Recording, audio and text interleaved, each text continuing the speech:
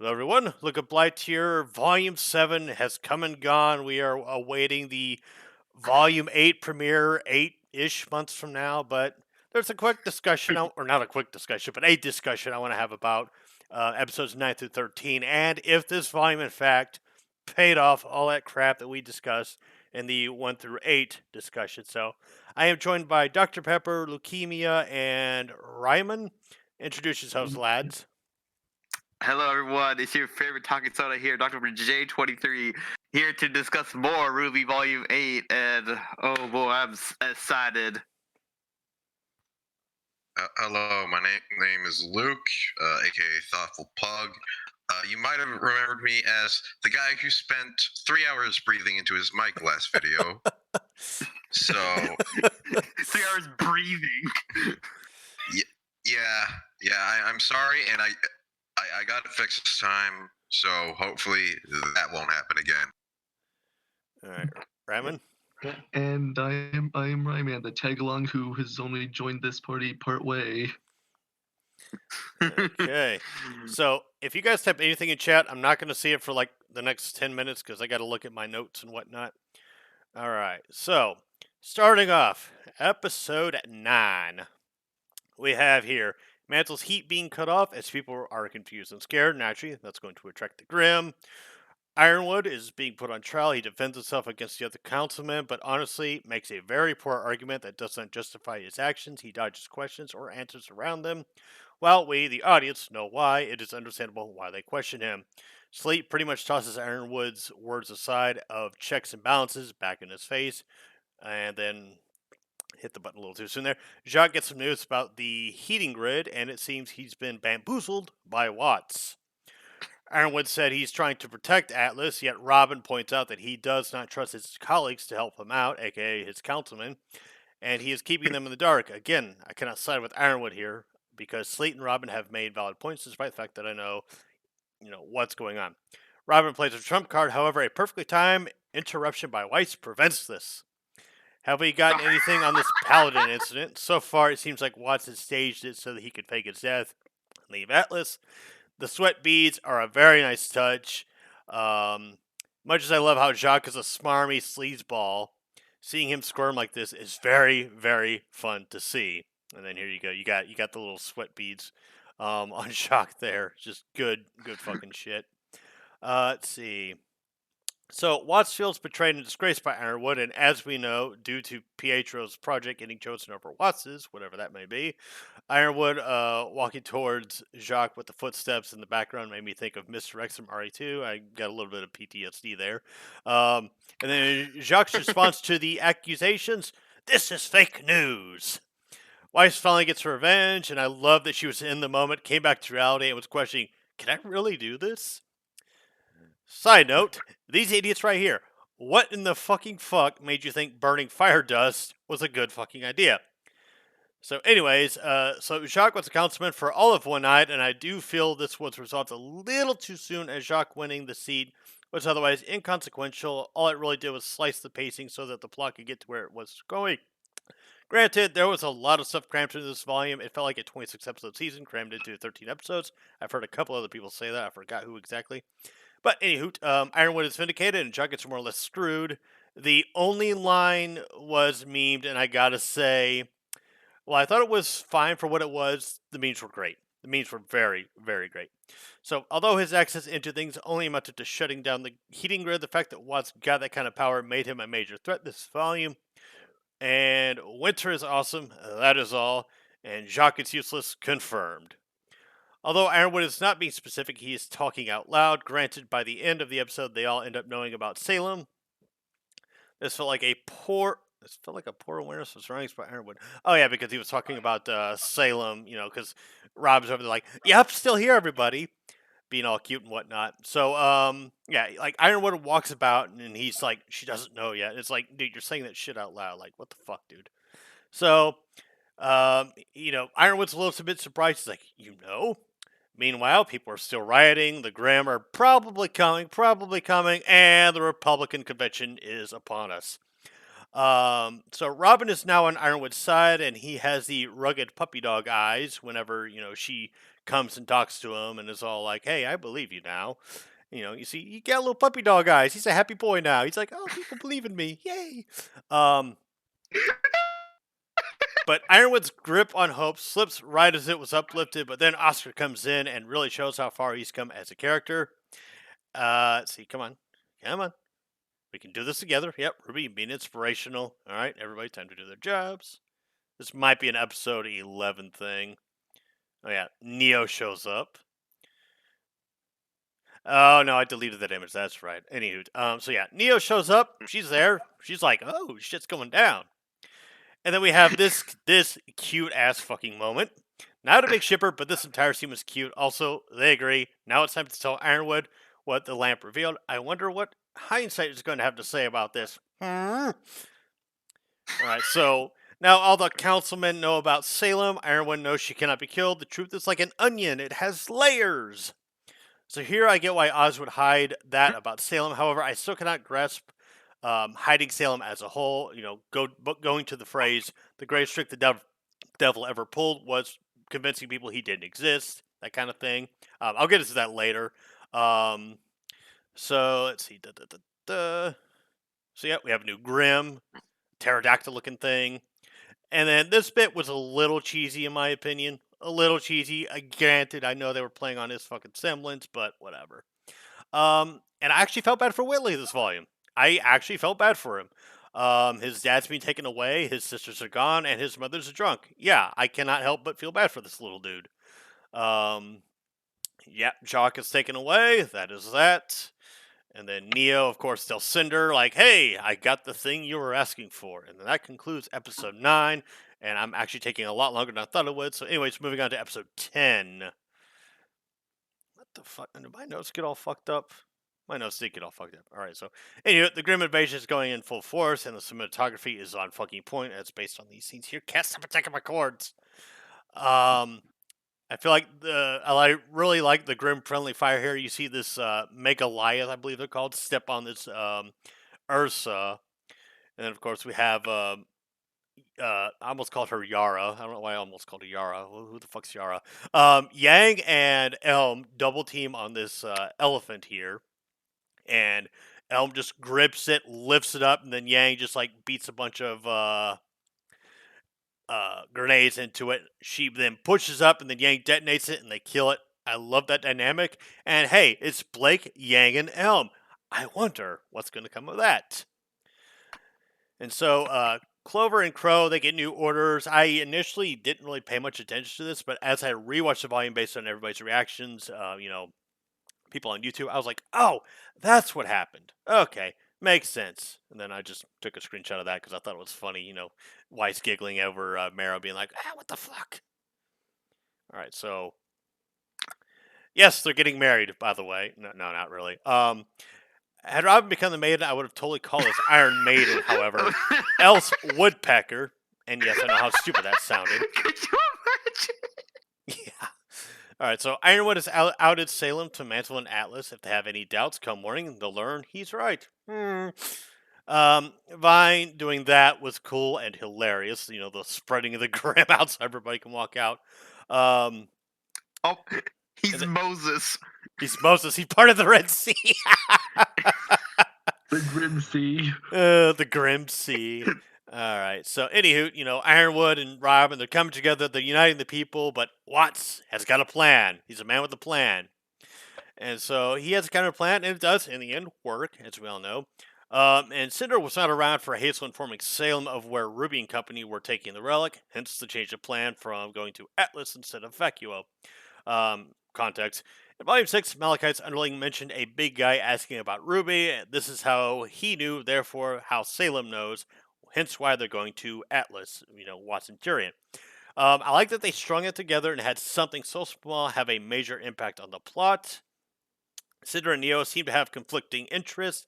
I do want Neo to be the show's version of Vegeta, quickest reference I could think of, where she doesn't turn good guy per se, but she aligns with the heroes and with the common goal of beating Cinder and Salem, the ones who actually caused Roman to die.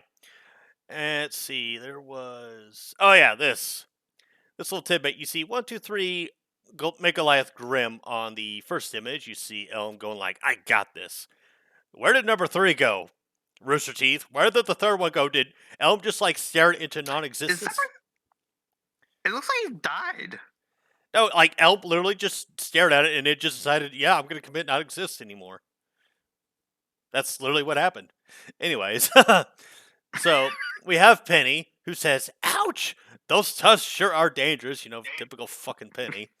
And then I like this little line here where Ruby's like, "I have a plan." And typically, whenever they say "I have a plan," they cut away immediately. But they hang the scene here, and Penny's just like, "What is it?" I'm like, "Okay, that's cute. I like that. I like that." Also, Harriet, them thighs, thick as fuck. Would do a million times over. So, anywho, I meant to put a Prey Slaughter from Bloodborne here because, like, Ruby and Penny went to town on this Uber Mega Goliath, I guess, and I really like that dynamic. Like, it actually, like the Grim actually felt like a little bit of a threat for a change. It's nice. All right, so Tyrion in this little tidbit here, he really sounded like Mark Hamill's the Joker. I don't know if that's meant to be a tribute to him or what the hell it was, but it felt a little hammy, just a little bit hammy. But I can't say I disliked it because I love Tyrion as a character. He's one of my favorite villains. He actually became one of my most favorite villains after episode 12. And we have Qrow and Clover showing up and doing what or doing what I said they would in the first place. You know, Clover got that call. He's like, "Hey, Qrow, let's move." They move, and this is what they were being called to. So I do have to ask though, and I want you guys to answer this later if you know. After I finish up this recap, what grudge does Clover have with Tyrion exactly? Because I don't recall them having a history. And then we get this scene where Watts strolls up, or flies up technically, to the Amity Coliseum. He's like, "Well, this isn't finished." And then Ironwood's like, "Oh, hey, Watts, welcome." And he says it in such an intimidating way, and I fucking love it. So a little bit of a thing. He throws his bag to the side, before he crosses that threshold there, and the bag disappears. Like it commits do not exist. Where the fuck did the bag go? And it's not on the arena floor, as you can see, and You the could arena argue he splits threw it farther than apart. you think he does. Well, no, like it. Hold on, let me see if I. Yeah, you see him walking. There's that neon light there. So he threw it where like one of those platforms are, and those platforms move Yeah, back. but in the shot is like it's where in the dark really see that because like even more the darker. I mean, I'm just saying that could be just a mistake. But I mean, anyway, it's a nitpick at best. I'm not trying to make a big deal out of it, but anyways, Watts has a cool gun. I like Watts' gun. All right, so moving on to episode 11, and this shit it's gonna pick up a little bit quicker now, since I've gotten all the plot out of the way. This arena, fucking badass. I loved this arena. So, Ironwood versus Watts was an awesome fight. I was skeptical on Watts being a fighter, but they didn't make him a brawler or a heavy hitter. Rather, his fighting prowess plays into his expertise in being tech savvy and also plays on him being a shrewd and cunning man. Also, Caleb Hiles killed it with this song. Not the best song for Ruby, but Caleb was spectacular. I loved his voice in it, and I actually liked the song. It's just not one of my personal favorites. Ironwood goes all WWE on Watts with a tackle too close to the fight, which is followed by an interaction where both men vent their frustrations with one another. Ironwood gets trapped in a arc-light shield that turns his arm into one of Deku's. Ironwood then choke slams Watts, drags him across the floor, hangs him over the edge of the arena, and says he will sacrifice anything to stop her. And Watts says he hopes he does. Foreshadowing. And then we move on to Tyrion v. Robin, Qrow, and Clover. I thought it was a lackluster fight. Wasn't impressed, but it worked. It didn't piss me off. It didn't anger me. It didn't upset me, but it didn't really do much for me. It's just like, okay, that was a thing. It worked. It did its thing. Tyrion wasn't trying his hardest, and it didn't need to be anything more than it was, since the main focus was on Ironwood's mental deterioration. And it's, him losing his arm was symbolic. The iron being symbolic of him losing his humanity, or aka his heart, since he's the Tin Man. Tyrion getting taken out like he did look like something you'd see in a Looney Tunes cartoon, but I found it funny nonetheless. With that, Tyrian and Wilds are seemingly defeated, and the day is saved. Or is it? Ironwood sees something in his office, which we later learn was a queen chess piece made by Cinder. T? What the fuck, T? Oh, this. Okay. This triggers his paranoia in Ironwood, and it ramps it up to 100%. He calls Winter and tells her, "Take the power, his time is no longer on their side." Ironwood recalls everyone, which has Ruby and company confused. Elm says, "You do not need to understand orders, you just need to follow them. Signs of conflict are afoot here, as it shows Ruby and Co. can think for themselves, but the Aesops follow whatever Ironwood dictates." That's going to be a little bit of a rant later on. Ironwood reveals what we know. John and them are going to go find Oscar. Ironwood reveals what we know, and Ruby says it was Cinder who left it there, but thus everyone knows now that Cinder is alive. A few people stated that Yang should have known she was, but she landed down in the vault in Volume 5 and Cinder was gone. So it seems fair to assume that Yang thought Raven killed her, or Cinder just committed not exist. I don't know. So Ironwood then questions everything going on right now. Like, what the fuck's going on? How do we know that was part of her plan? All that other good stuff. He just completely breaks down. And then Ruby figures out it's Cinder. And then we have this. Ironwood questions Ruby on their loyalty and asks how Robin knew about the Amity Tower. Yang messes up, and any chance of them working together has now fallen apart as things get tense. Suddenly, a seergram springs from Watson's bag. Salem has come to announce her upcoming tour of Atlas. Tickets on sale now. Let's see. She confidently tells Ironwood to just surrender the relics over and proclaims Watson Tyrian were just a means to an end. The final part of their plan was for Salem to personally arrive and finish what remains of Atlas's forces, thus confirming that Ruby and Atlas were fighting a destruction force and not the real threat that was coming to kill them all. Anywho, let's see. Yep. We already got that. And then Ruby cuts a promo against Salem, which seems to irritate her, hence the change from a smile to a kind of like frown in these images here. And then Salem kills Ruby's ego with a Yo Mama diss, shutting Ruby down. With that mic drop, Salem exits the scene. Knowing there was no chance of or hope of winning, Ironwood completely loses any emotion and is pretty much resigned to what he feels is a battle they cannot win anymore. He proclaims they'll raise Atlas high and out of Salem's grasp, but at the cost of the majority of the people in Mansell and whatever ground forces are presently there. Ruby objects this, they still have hope they can win, but Ironwood disagrees. Ruby informs the group chat that Ironwood is rage quitting, letting Penny, Winter, Qrow, Clover, Tyrian, and Robin know what he plans. We then set the stage for Ruby versus the Aesops. We then learn that Oscar is missing from his room, and the robots that were guarding him have been ransacked by Neo. And with that, my favorite episode of this volume ends. Episode 11, easily my favorite episode.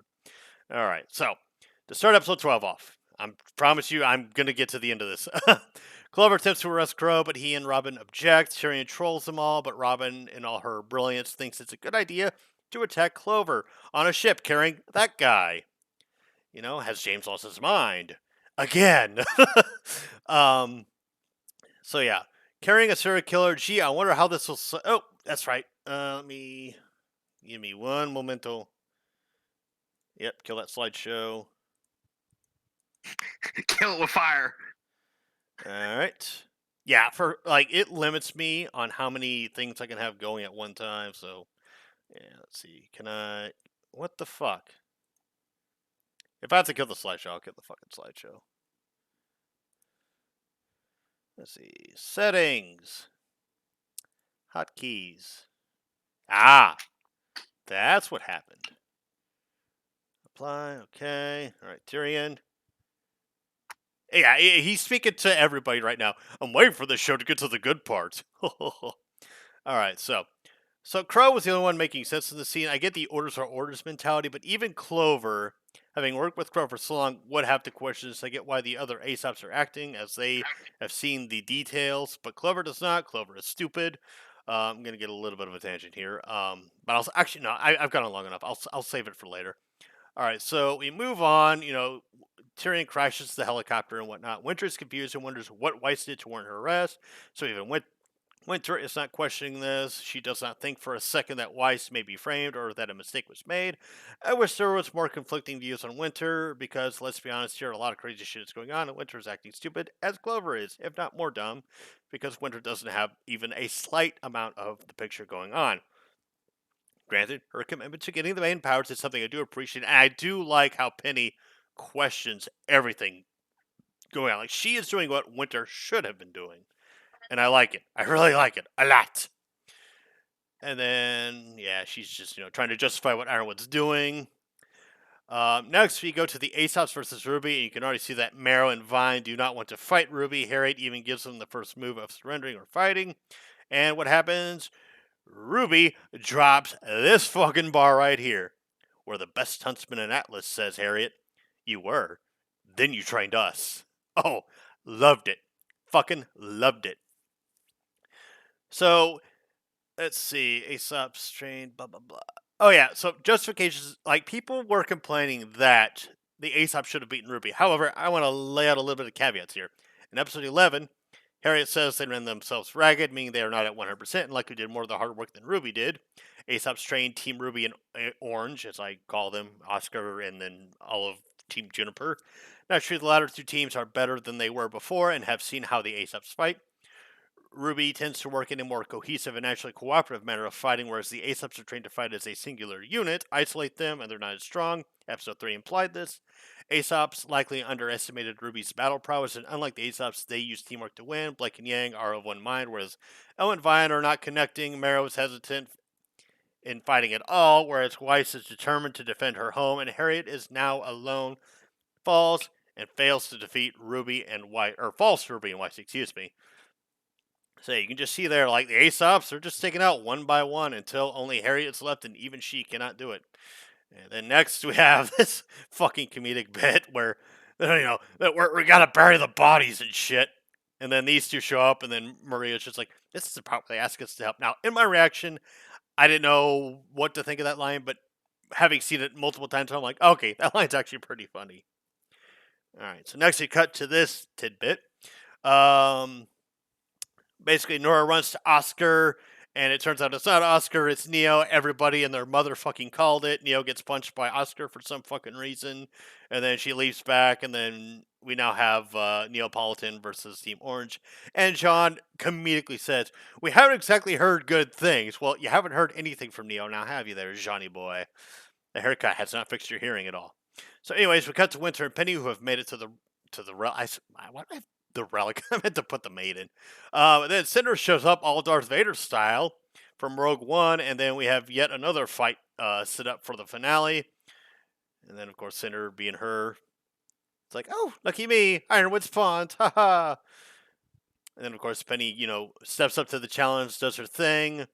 And next we cut to one of the saltiest bits of RWBY I have ever had. So we have this tidbit here. Qrow checks on Robin. Robin's fine, she's alive but injured. Clover asks Qrow to surrender, and they will treat Robin, basically trying to manipulate Qrow. Qrow's like, I didn't pick you for the manipulative type. So I'm gonna go ahead and give Winter a pass on this because she at least had conflicting feelings the further things went on what's going on. But Clover, he's a fucking dunce. He's a fucking dumbass. This is easily the most forced writing that has been across this entire volume. I'll get to my problems with this and what I've heard later on. Qrow and Tyrian form a semi-alliance against Clover, since Clover seems to think Qrow is the bigger, more important, thing to take out than a fucking serial killer.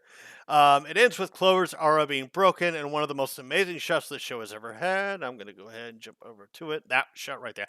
As much as I hated this segment of this episode, that shot right there is fucking gold. That is one of the best shots I've ever seen in an anime show, or an animated show, or whatever. But yeah, I love Tyrian this volume. This is kind of where he makes his exit, and he, incriminates Qrow for killing Clover. Qrow's all like, "I'll kill you," and then Tyrion's like, "Oh, just like you, how you killed Clover," and just throws the sword down, and Qrow realizes like, "Oh, fuck me sideways. I am done." Clover says someone had to take the fall, and then Qrow proclaims that Ironwood will take the fall. Clover says, "Good luck." And then, of course, we have this, sad scene. I was sad for Clover, despite the fact that I think he was a fucking dumbass this entire episode. All right. Anywho, moving on to the finale, and this is going to be my shortest one yet. So we have Orange versus Neo. It was a unique fight to me. Neo uses psychology in tandem with her sandwich, which makes her a fucking formidable opponent. She makes quick work of all four members, and with some trickery, gets the relic back. She disguises herself as Nora. Also, Oscar is thirsty for that Neo, you know what. Um, so they end up running around, and you could see Oscar there, like just like slacking behind. He gets grabbed, and it's like, what the fuck's going on?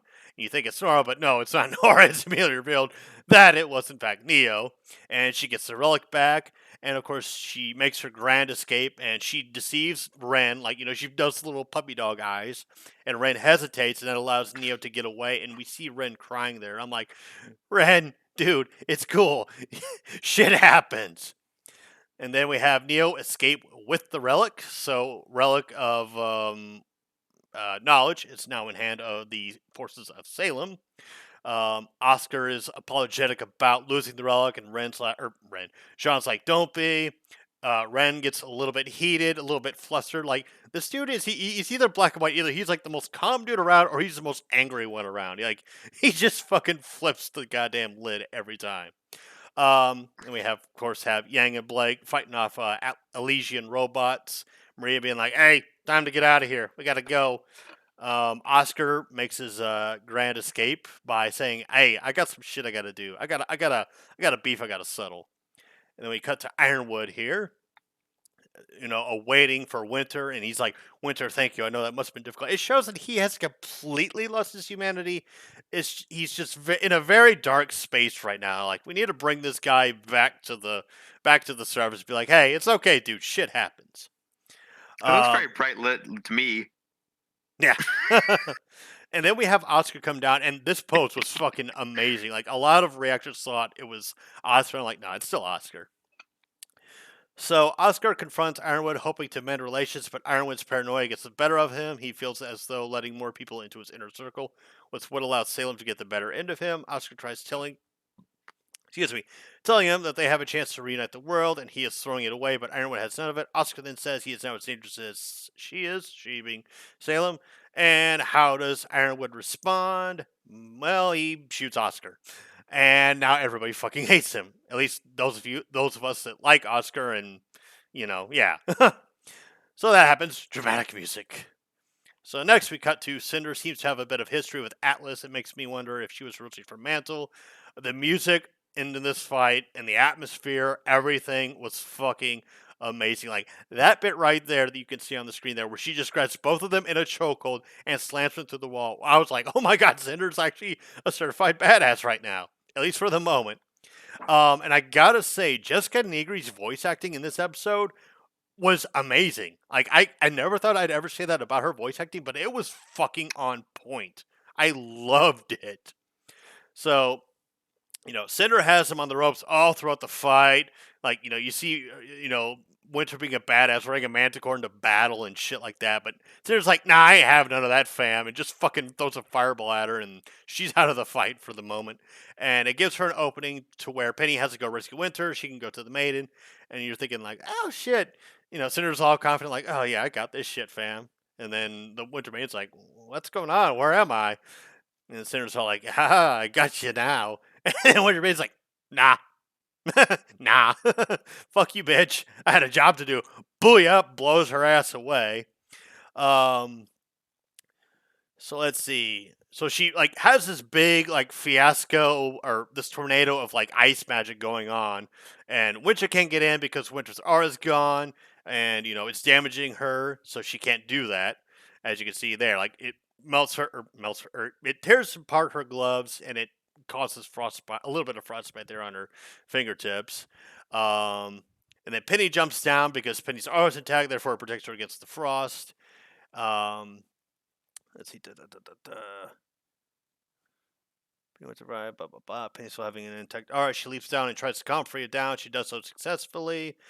And then, of course, they have a little conversation where they get to know each other, and it's strongly hinting that Penny's probably going to be the Winter Maiden. And then Cinder, however, breaks in at the same time, and so does Winter, and cuts her arm up. And Cinder beats down on Winter, slashing and clawing at her while Penny takes in Freya's aura. Key distinction: she takes in Freya's aura in the same way that the machines transfer Penny took it in. It's not because she had a man's aura, it's because she took in Freya's aura into herself. And there's a line that will come up later that I'll bring up. And of course, you have Ozpin wake Oscar up, and that helps him, get his feet back up. Penny, of course, becomes the Winter Maiden. Cinder's pissed off about that. Oh, look, it's Ruby. Gee, I wonder what's going to happen. Oscar activates the Kane's magical ability, which is to rewind time, therefore reactivating his aura. In the same way, for those of you that watch My Hero Academia, there's a character in season 4 that rewinds like time, essentially. It's the same thing as that. Or Tracer from Overwatch. Oh yeah, or Tracer from Overwatch. I think Tracer from Overwatch is a better comparison. Maybe. I mean, I haven't played Overwatch, but yeah. So Ruby and Y show up. Cinder sees Ruby. Ruby sees Cinder, and then the Begone Thought eyes activate. Oscar activates that. He starts falling. We see Cinder has escaped based upon that hole up there on the top. And then we have Ozpin do his little monologue. I'm just going to kind of skim past all these because I don't have any real notes on these. But I just thought they were good scenes of, like, in relation to, let's see, like, Qrow, fear of getting close to somebody. Robin, the fear of losing Mantle. Cinder, the fear of failing again. And then, of course, we have this moment here where Qrow, holds on to that thing that Clover had, Robin comforting him. And then, of course, we see that cloud off to the left there where, Salem's kind of riding in on her. Oh, hey, it's Tyrian again for some fucking reason. All right, so I did include all the screenshots. I'm not going to bother with all of them because it'd be a waste of your guys' time. But we get a montage that concludes the volume. Penny mourning Freya's passing, but Winter says she's a part of her now. Winter said that she is a part of her now, hence Penny absorbed Freya's aura, therefore Freya is now living within Penny, quote unquote. Qrow and Robin are arrested. Jean-Noir ran back aboard the escape ship, albeit without Oscar or the relic. Qrow mourns Clover, and Robin is sympathetic to his loss. Hashtag birdcage ship. Ruby and Weiss escape with Penny after Winter, who is injured, allows them to escape, quote unquote, allows. And she couldn't do shit. Cinder takes the relic from Neo, who seems upset over Cinder not thanking her for the successful task. And, unlike Cinder, who failed, then the scary music kicks in, and we see a grim monstro, aka a grim whale, was flying towards Atlas with Salem in tow. And I took 30 goddamn minutes, and I am so sorry for that. Don't worry. It's like you're the freezer. You're going to freeze the time. You say 5 minutes when it's really in reality like 5 episodes. yeah. It's like this volume. It's 26 episodes crammed into 13. And funny enough, Jidlock did like how many episodes crammed into like how many 8 episodes, and it didn't work. Yeah. But anyways, are you done? Yeah, I'm done for now. I'll get the other screenshots loaded up, but yeah, otherwise I'm done. You guys go ahead and hash it away. I'm gonna go ahead first. So episode 9. Oh goodness. That's when Jacques with the jail. One thing I'm really confused about is like, because in episode 2, if I remember correctly, he was like, "Well, Salem can't be killed, so we need a new approach." And then all of a sudden, Oscar's like, "Okay, so Salem can't be killed. She can't be killed." It's like, wait a minute, what? You knew that though. It's like, am I crazy? No. I swear in episode 2, he was like, Salem can't be killed. We need a new approach. Are you talking about Ironwood here? Yes, Ironwood. Am I crazy? The whole point was he was not let in on the whole, Ozpin finding out that Salem can't be killed. He did not know that, and they kept that away from him. And so that was the whole concept. That was what they were keeping from. That was what they were keeping from Ironwood this whole time. But that was the whole conflict. Well, I understand that, but here's the problem, though. I swear I haven't seen episode 2 like in ages after we watch it, but I swear to you, I heard him say as like, so Salem can't be killed. We need a new approach. Don't quote me on that, but I'm 90% sure that was like that was the line episode 2. So that's why I was really confused whenever he was like I understand he Truth was getting kept him about like the whole Salem thing, whatever that. It was just really odd how he was kind of surprised about that when in episode 2 he was like Salem can't be killed. I think you're my guess is you're misremembering it. That's probably me misremembering. I would have to rewatch it, but I mean, I don't remember episode 2 line for line, but I'm pretty sure the reason why he went with this plan was because he thought that Osmond pretty much failed.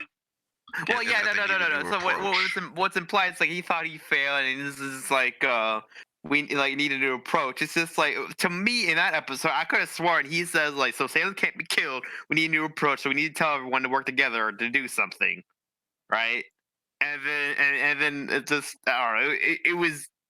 It was weird how that all played. I could be completely wrong talking out of my behind, but oh goodness. Yeah, what else? Episode 9.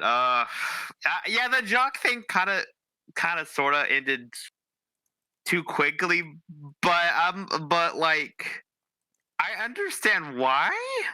Like you have evidence, right, of like all this whole thing, and she goes out and investigates, and she finds out whatnot. Yes, it would have been interesting for her to find out about the whole, seeing Jock how he runs things. Yes, I understand that, but I don't know. It's just like I don't know. To me, it was fine. Yeah, it would have been cool to see how Jock ran it, but I think it was fine as is. And this yeah, we have then we have cleanup in episode 9, I think it is. And then yeah, the whole cleanup, whatever, and then the fight scenes on the streets of Mantle. You mean? Yeah, the whole. I think that's end of not. That's. I think that might be start of 10 more or less. Yeah, but yeah, because we had to go deal with that now. It's just cause that is a whole thing. It's just oh goodness, it's just And I really like the Weiss's sort of joke with the whole husband thing. I really enjoyed that. I also picked up on Neo very like I picked up on I think everyone and their mother like just saw Neo because back in Volume 3 I did realize that was Neo from the start because I had no idea, didn't really make the connection. Mind you, I was newer RWBY fan at the time because I only binge watched like 1 and 2 multiple times. Didn't really care about Neo. Yeah, I don't think they showed off her transformation powers until we knew that she had the ability to as the companion book calls her semblance over imagination. Because I have the companion book. Is that really what it's called? Over imagination. Just don't ask me. So, fun fact: her name of her weapon is called Hush. So every time she's trying to stab someone, I'm just sitting there thinking, "Hush now, you go to sleep." All right, that's speaking of speaking of names. I just want to point out when Junior comes across her in the hallways, and Oscar punches her and reveals. How do they know her last name is Paulatina? I'm pretty sure she's only been referred. Not the full name. Neapolitan. How do they not know? How do they know that Paulatin is her last name? How do they know that? No. That's the only time Neapolitan is her full name. I'm pretty sure that. I think that Paulatin is only been it's one word in the credits. No. It's one word. It's one word. It's one word. Neapolitan. That's her Neapolitan is a singular word, and the reason why they would know that name is because of RWBY and Yang. RWBY and Yang. I mean, it would probably be an off-screen conversation. They've only whenever they her name hadn't been said in full to by anyone. I think Roman only Roman referred was to the him only as thing that Neo. said. I think Roman was the only one that said like. I don't Neo. think No, Roman ever he said only he Neapolitan. referred to her as Neo. And he said, "Oh, Yeah, he said ice so how cream." do they know the Politan part? Of No, her wait a name? minute. Did he say ice cream? I'm pretty like, cause no, he said it to Weiss. Never mind. Cause like, No, he said he said or- Ice Queen. He called her the Ice I- Queen. ice queen. I thought I said ice cream. I found it funny how he. Anyways, we're getting, No, like- we're getting going backwards. I mean, like Yes. when people know things, like back in Volume 5, like how June, like John knew who Yang's mom was. It's like Well, they obviously probably Ruby. talked. Yeah, Ruby probably told him off screen. Like, and people Or were like, Yang how or whatever. does he know that? Or I'm the like, Cinder off-screen conversations. I know you moment with Jean later that season. Oh yeah, was because she briefly saw him in Volume 3. When Qrow and Ospin and them were doing the thing. It's like, yeah, characters have off-screen conversations. Like, if it's details we already fucking know, there's no point in them having the conversation. That's, in fact, a main reason why I hated Volume 5, even though, in fact, I'm using Volume 5 to defend this point. But that's the main reason why Volume 5 was just kind of a waste of time, because it was characters getting information that they didn't know, but the audience already knew. Therefore, it was boring to everyone. It's like, we're not getting new information. It's just the characters are getting new information. And also sitting in that darn house for like 10 episodes. Which, yeah, even Rooster Teeth was like, yeah, we kind of fucked up there. We're sorry. And then, they poke fun at themselves over that shit. Yeah. Oh my goodness. Yeah. So go back to episode 9. I don't think there's anything else of point. The only thing I was confused about is just that whole interaction because I could be misremembering, but yeah. Then we go to episode 10, which is clean up, and then defending or whatnot. And then okay, this was there. I really enjoyed I really enjoyed how like Ruby tried to use Silver Eyes but couldn't because she's not quite mastered it. She's only used it like once, and that was with the help of Jin with freezing time because she got the legendary card from Rita Arena early. A little bit of a joke there. Let's not go that rabbit hole because, dear Lord, that is a rabbit hole we do not need to go to. And I really enjoyed that. I also really enjoyed how they poked fun of themselves. It's like I have a plan. What is it? Well, no, It's like what is it? that's a trope across like a lot of anime, like TV shows. Yeah, I in know, but general. I'm just strictly talking about Ruby specifically because Yeah. back in Volume 1, I have a plan. I have a plan. Turns her back Everybody and knows goes that. off. Okay, exactly.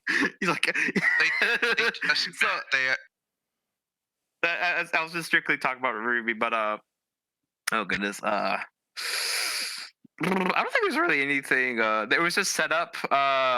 Although there was a bit of a detail that because Robin Simbles is truth telling, and whatever Ironwood was telling about the Anthony Reno thing, it was a close up on Ironwood, so you couldn't see the hand. I really enjoyed that detail. Someone pointed out. I don't remember who I watched, but someone pointed that out. So you couldn't see the hand, so all you saw was Ironwood, so you couldn't tell if he's lying or not. Clever, I thought. And I also really enjoyed the the fight in episode 11, my favorite episode of all time. Well, Ruby, I think now you mentioned the Robin semblance thing. I think Ironwood at the time was being genuine because he didn't know that Cinder and Neo had infiltrated his academy and whatnot. Like he thought that it was just no. Tyrian and Watts that they were dealing with. Yeah, no, I'm talking about strictly the plan for Watts and Tyrian. Like whenever he shows like a close up on Ironwood, that's when he was telling about the lie. Yeah.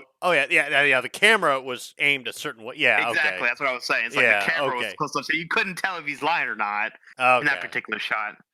And I enjoyed that detail. I don't remember who I watched that pointed it out. I think it was maybe Murder Birds on Fat Man's channel, but I could be wrong about that. Might have been.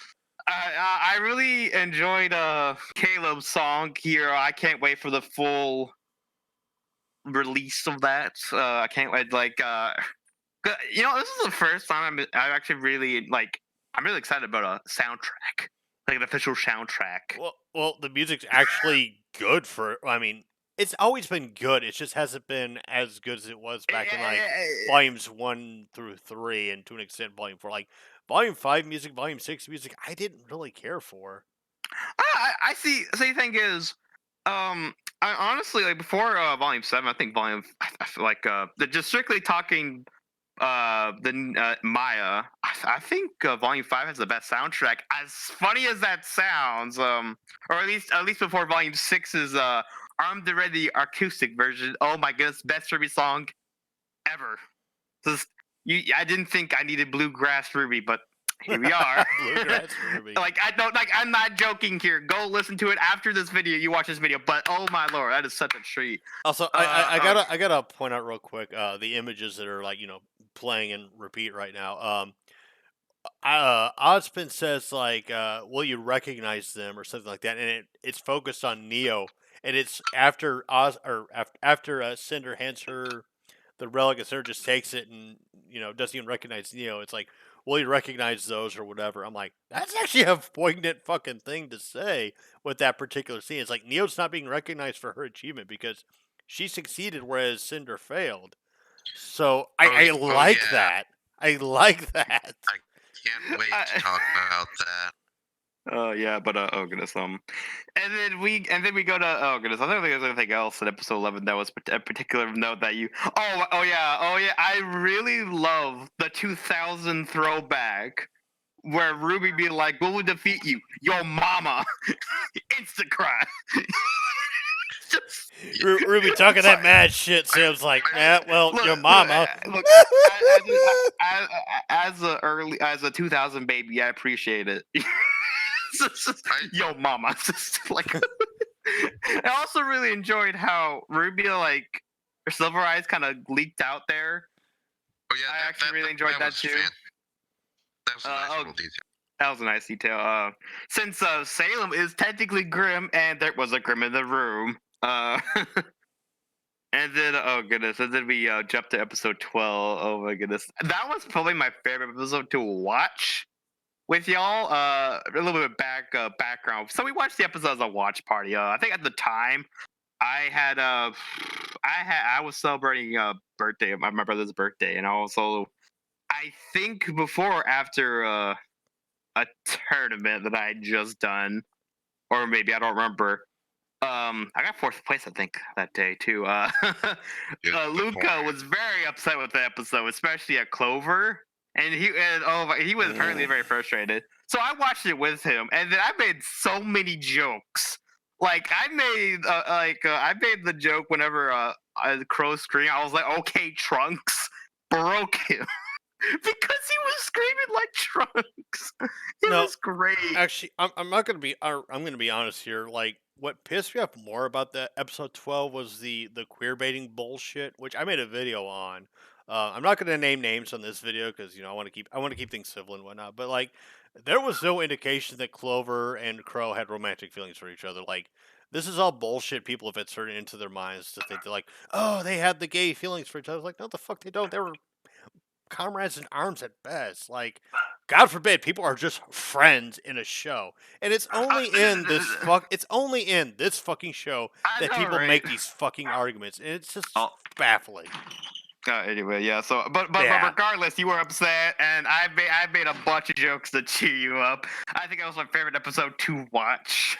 I don't know. The episode was fine. I like the episode overall. Yeah, no. I'm not. I'm just talking more of like I just really enjoyed the jokes I made, and I'm just glad I cheered you up. But anyways, and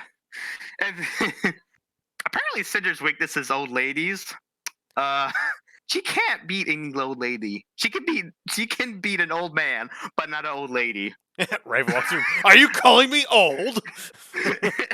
Like, because Raven is by definition an old lady. She's probably like late 30s, late 30s to like early 40s. Still old by his definition. By technicality, but like she's a MILF. She's a MILF. Which is old usually, but anyways, and then she lost to Raven, and then she loses to Freya. Well, she hasn't won a fucking fight since she got the maiden powers. Oh wait, no, she beat Pyrrha. But that's it. Yeah, but guess what? She was a young lady. That didn't count. I mean, yeah, it's like saying like, oh, look at me, I'm a fucking Uber hunter slayer guy, and I killed a fucking deer.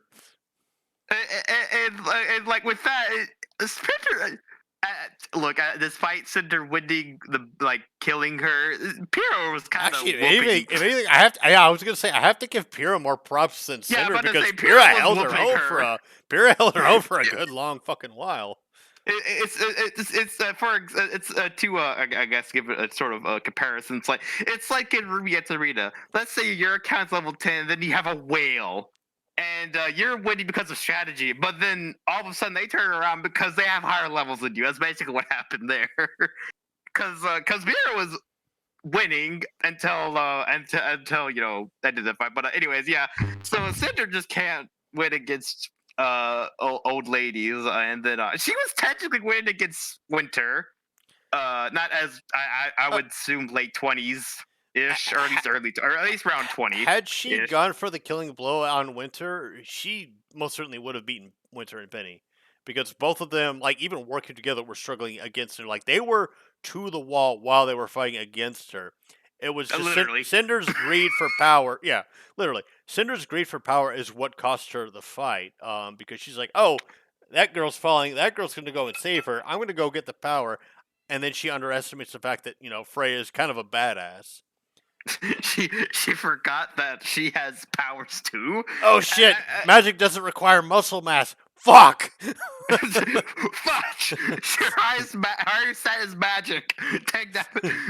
And plus, she's lived long enough to master the power as well. And also, she couldn't penetrate the fucking little freeze field that she had going because her grim arm would like get lopped off repeatedly, so she couldn't even get in through that shield. Penny was able to get through because her aura was still going on. It was protecting her from the damage and whatnot. Oh my! Like Cinder screwed Cinder. Oh my goodness, yeah, and then goodness, going back to like the Rogue One scene, because I kind of wish that they did a full out Rogue One sort of scene for Cinder. Like I would have liked it if they sort of did a similar thing, but but that's more of a side note. But oh no, that goodness. would be cool. Like Cinder, her maiden powers, and the grim arm just like slaughtering Atlas soldiers. That would have been fucking badass. It actually being shown as a threat. Oh, That'd yeah. be fantastic. That would have been fucking badass. That'd been great. Same for but- Neo with Oscar's guards. Yeah, I would have loved to see those fights too. Yeah, but all we got is people on the floor assumingly killed by Cinder. I think they were all. Unless, I think they were all robots, but I could be wrong. but regardless, she lost again. It's just like, good lord, it's Neo. And I wouldn't have gotten away with it too if it weren't for you meddling kids and your damn silver eyes. And your old people. And your old ladies, like, good grief. Oh, goodness. And then whales. That's kind of cool. Whales. And then Oscar Aquaman got his wish. And then Oscar tapping into Osmond's magic. First thing that came to mind was Volume 3. It was the end of Volume 3 whenever Osmond used that shield thing. It looks similar. So I assume that's the same sort of same-ish. So because I assume their souls are being merged, and then I would assume some of it has transferred to Oscar, to where you could use some of Osmond's magic. Well, it would have. I think it would have had to have been magic. That first beam. Then again, no, it was glowing. The cane was glowing, which it rewinds time. I don't think it's a similar, so I think it's that same shit that Osmond used in Volume 3 against Cinder. Yeah, that's what I was saying. Yeah, that's exactly I think what it's it is. that. I think it's Oscar's finally tapped into Osmond's magic. It's like a step closer for them. Their souls merging together and whatnot. Yeah, and then I also want to point out, what was it? Muffin Man Dan. I recently watched a review of his. He was saying episode 13 was like episode 5, Empire Strikes Back from Star Wars. Oh yeah. Every reactor made that fucking comparison. This was the Yeah, Empire Strikes Back. Yeah, no, absolutely. Oh my goodness, man, they leaving Qrow and behind whatnot, and oh goodness, I think that's. I don't think I have anything else to say. Raymond, Raymond, Ryman is his name. Raven, you Yeah. haven't talked at all. Would you like to say something? I'm sorry, I've been listening. Like I'm not a very talkative person, and like you three have basically been saying the same things I was thinking, and I didn't feel the need to like repeat them. I mean, fair enough. Anything? Would you like to add anything since you I kind of are mean, here? we repeat each other a lot of the time, so don't be afraid to like say the same shit that we're saying. I mean, Mm, we repeat each other all the mm, fucking time. Yeah. yeah, I know. Um, yeah, like I remember I remember like last night when like this is about the whole situation with like Ironwood versus Team Ruby thing. Like I remember finding this one video on YouTube that got recommended me for whatever reason. It was basically like this 5 minute video that was this like meme video that was simply just called Trust, where it's basically listing off or at least showing off a bunch of clips, most prominently Ironwood, and with it where they say one thing and then shows another clip later on that immediately contradicts the last thing they said. And like it seems to paint the whole like an Iron Man bad thing. I can link it and like you'll and the thumbnail will be enough for you to tell. Yeah. If you could link it out, I'll check it out, and then for Oh, viewers, I'll leave it's a link in the description.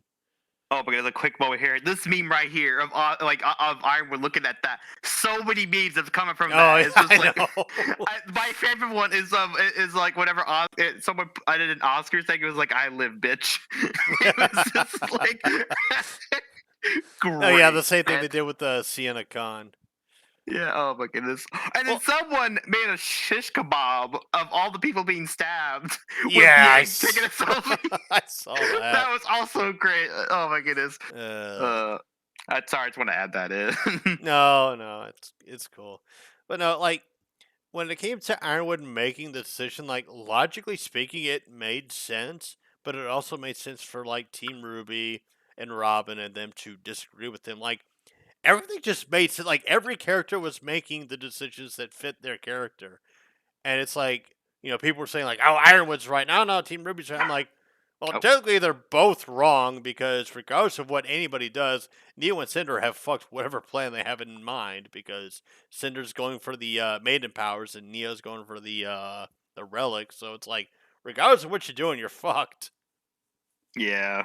And also another thing is like, what is Cinder gonna do with that lamp? It's like, I can ask one question. Well, she doesn't. Crap. She doesn't know the name of Jin, but since she has a relic, she can go to Salem and be like, "Hey, Salem, am I in your good graces again?" And Salem be like, "Oh, you got me a relic. Oh, hell, yeah, come back, my child. You're fucking good. All Yeah, all come grievances are forgiven immediately. In fact, let's have a fucking party. Like, hey, Tyrian, go get the wine. Hey, Hazel, get the DJ disco jam going." Oh my god! Yeah, It's and just then it's she just a kills a her. Bible reference. The prodigy son says Salem was a very forgiving mother. Yeah, Like, Luke, it's like, oh yeah, it's like Salem like tells Cinder like, "Hey, Cinder, toast shank." it's like you brought me a relic. It's just get in my way. But no, she still needs Cinder for the beacon relic though. Yeah, that's true. She needs the beacon relic, which she has not found for some odd reason. Which in thinking about it, I would find it hilarious if there was a secret button on that elevator. Just take it to And another floor. according to Qrow, the main powers cannot pass to a man or an old hag. Therefore, it cannot pass to Salem because she is the old hag of old hags. Yeah, she is the definition of boomer. I mean, she's thousands upon thousands of years old. if you look up in the dictionary in RWBY, She is proto boomer. She is proto boomer. so is Austin. He has the excuse of going into other people's bodies. The Alpha and Omega boomers. Oh my god, you're not wrong. Oh my goodness. Auspice is the Alpha, Salem is the Omega. Oh my god. Yeah. Oh yeah. Oh my goodness. Go back to the summer thing for a Actually, wait, second. no. Salem would be the Alpha, Auspice would be the Omega. Yeah. But going back to the summer thing. Actually, I think I just thought about this. I find it like before, like in episode 3 of volume 6. I don't think like Salem wasn't really like where she is now, like motherly kind of to her minions. Like, I mean, yeah, she was motherly to her kids, but like she wasn't really, yeah, just like nice her to people. Like, yeah, like, oh goodness, how do I explain this? Like, she was more naive. Maybe naive. Maybe is the word I'm looking for. Is like, back then, because she wanted to be the new god of light and darkness, and like, she was doing all that crap in episode 3 of volume 6, and then all of a sudden we have, Mother Salem. And then after the episode 11, I think it actually was, we were making this guy talking about it. Like maybe like Salem sort of consume some sort of way, like to like gain her sort of motherly side, because but like now she's all mother. Like before she really wasn't. So I don't know if that's just a coincidence or not, but that's something I thought about, and then this is something to think about. All right, so if I Just could really quickish, like go on a little bit of tangent here, like absolutely. when it comes to Salem, being this big great secret or whatever, like I said it in my little like rundown of the volume to date, and that is, the greatest trick the devil ever pulled was convincing the world that he'd never existed. Like, wouldn't that be in Salem's realm of like how I should be playing my cards? Like, her existence being revealed would unite the world, not cause panic and grim and whatnot. Which is why I've always thought that Osmond's thing of like, oh, I can't tell people that she exists because that's going to scare people or some bullshit. Now, granted, from his perspective, it makes a little bit more sense now because she can't be killed according to him. But for everybody else, it's like, shouldn't you want to tell everybody why she exists? Because it's like, hey, if this one enemy exists that all of us have a common goal in defeating, like look at World War II, where the Soviets and the Allies, united together to take down, Adolf Hitler and Japan. Like, I don't understand this fucking mentality of why Salem's this big fucking secret and all that other bullshit. Like, her Well, existence being kept secret favors her more than it hinders her. which is 'Cause- ironic, since in episode 3 of volume 6 she united everyone to take down a common enemy. So she ironically used like what Oz was supposed to do. Like she she united humanity faster than Osman. Oh my Oh god, my you're right. Oh my god, you're right. It's a...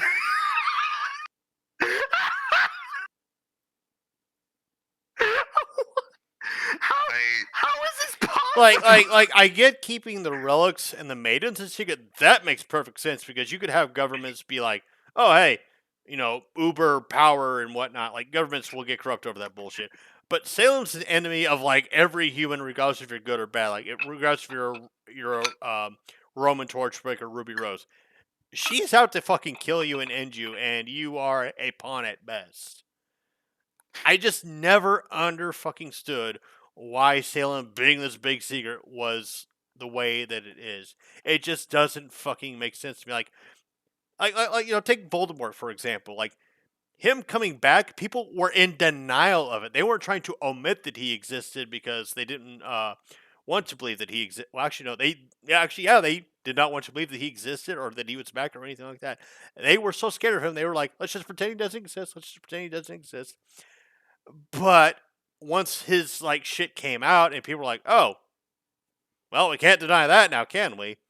And so they acknowledged the fact that, all right, Voldemort's back. We got to unite. We got to fight him. Like, Salem's pretty much already out to get everybody. Like, she doesn't have the Voldemort excuse to where people thought she was dead, because for the first, was it 4 books of Harry Potter, everybody thought Voldemort was, like, dead and gone, and his followers were just trying to keep his legacy alive.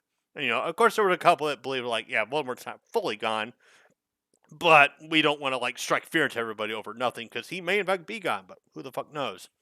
But yeah, Salem doesn't have that excuse. Like, Salem's been active from day one to ground zero right now in Atlas.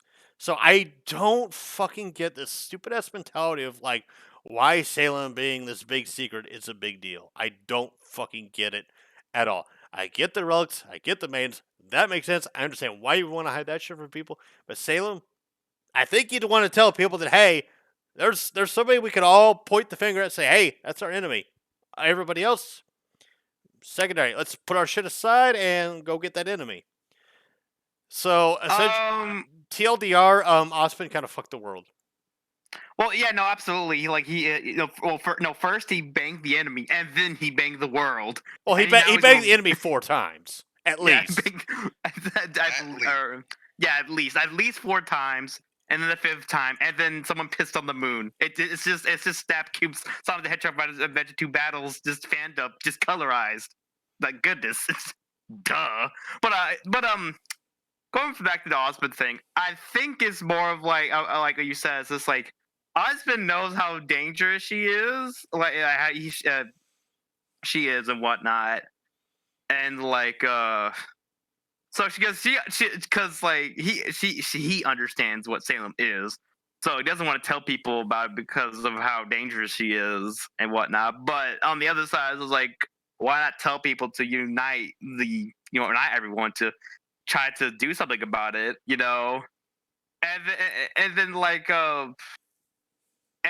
then Salem coming out and whatnot is just like she finally has to do something about it because her minions all are incompetent.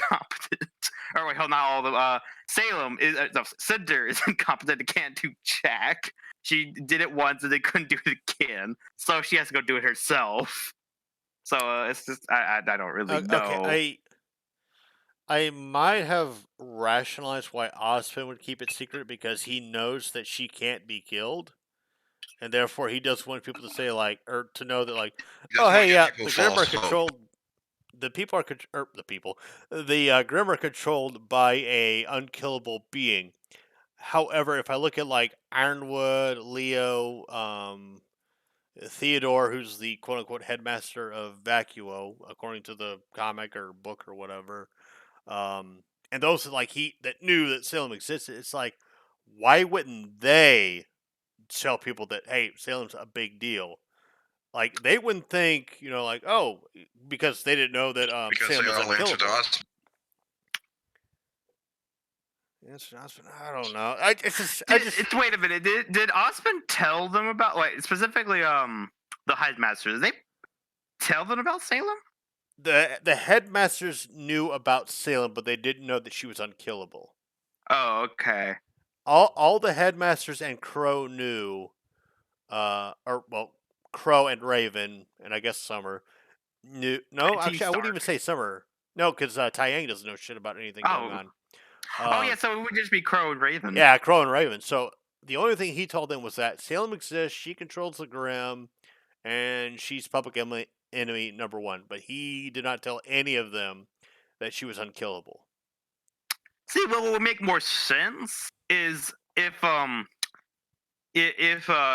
Osmond told everyone about Salem and just left out the part that, oh, she can't be killed, to give people hope.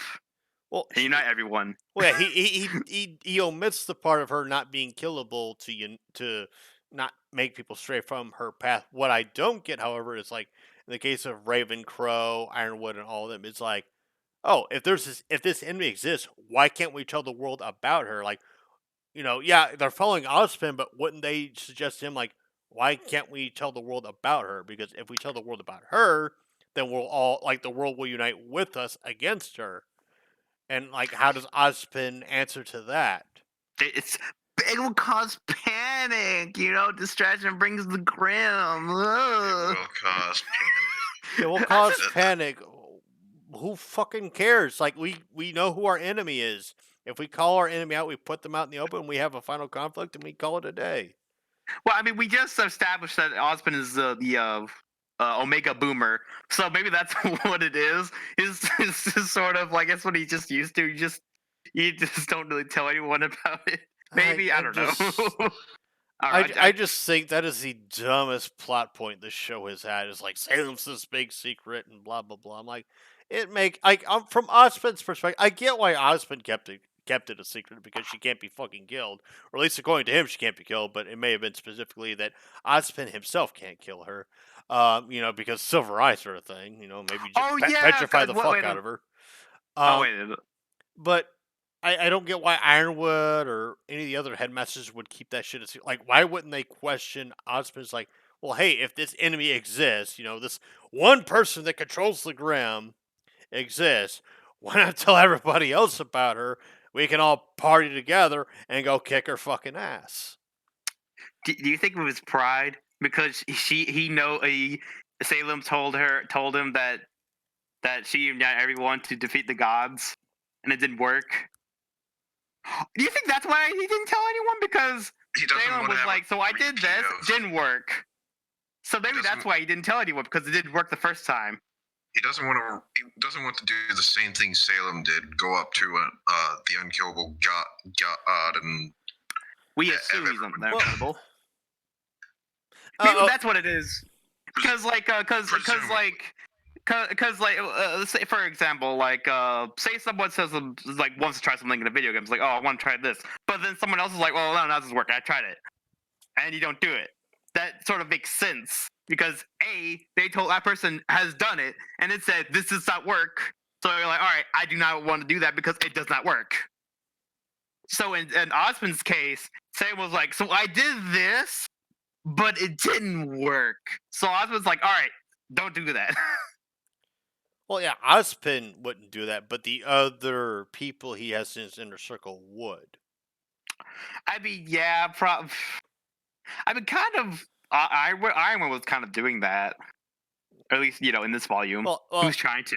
Well, I mean, he was since Beacon fell, Osmond was MIA, presumed dead, whatever, and so Ironwood's like, well, I guess I got to pick up the pieces. I mean, Qrow and Ironwood have the same mentality. Like, we got to pick up the pieces and go forward. Yeah. Goodness. Okay, yeah. Thoughtful Pug wants to kind of cut this shit off. I agree. We've been talking about this shit for a long goddamn time. I'll leave this note here. The whole Osmond Salem thing, no matter how you wrap your head around it, it'll always never make sense. Because from the beginning, it didn't make sense. From the beginning, they were doing mystery box storytelling, where they were telling the audience, hey, what's going on? Oh, we'll let you know later. And so by the time they got there, they needed explanation for what I didn't tell the audience yet. And the explanation they came up with was so terrible, but they had to keep going with it. And so here we are now. But the thing is, like, the whole Salem shit, it's just so broken to think about that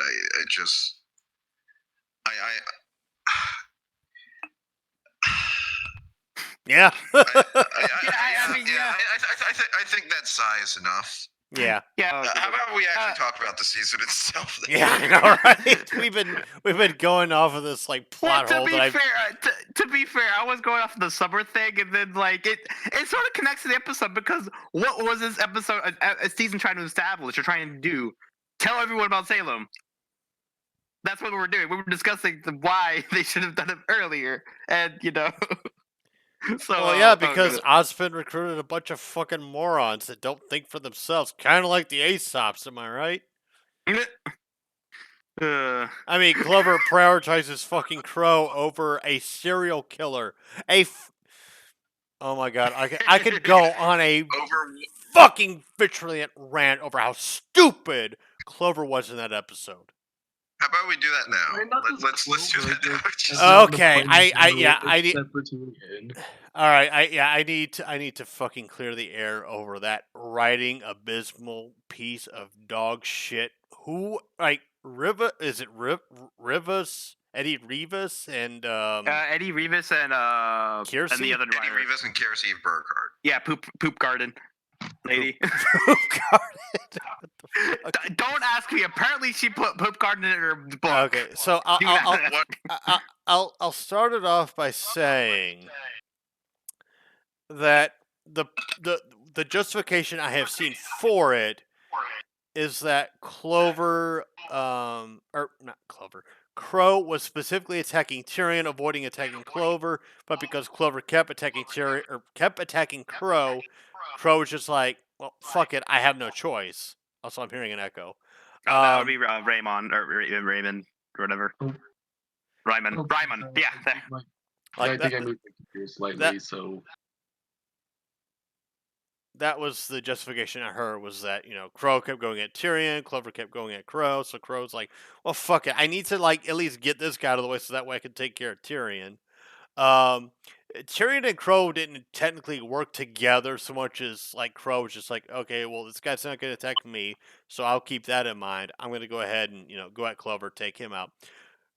Clover and specifically this whole like you don't need to understand orders, you just need to follow them bullshit that like Elm said to Ruby Ruby. Weiss and them. It's like, okay, you're giving me two different sides of a story here because you're telling me like the Aesops just see each other as co-workers, as mutual assets or some shit like that.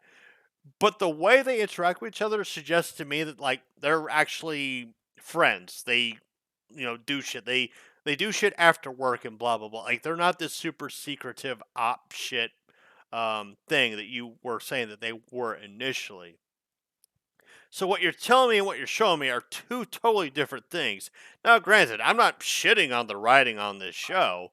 I'm just shitting on the fact that you're telling me one thing and showing me another thing.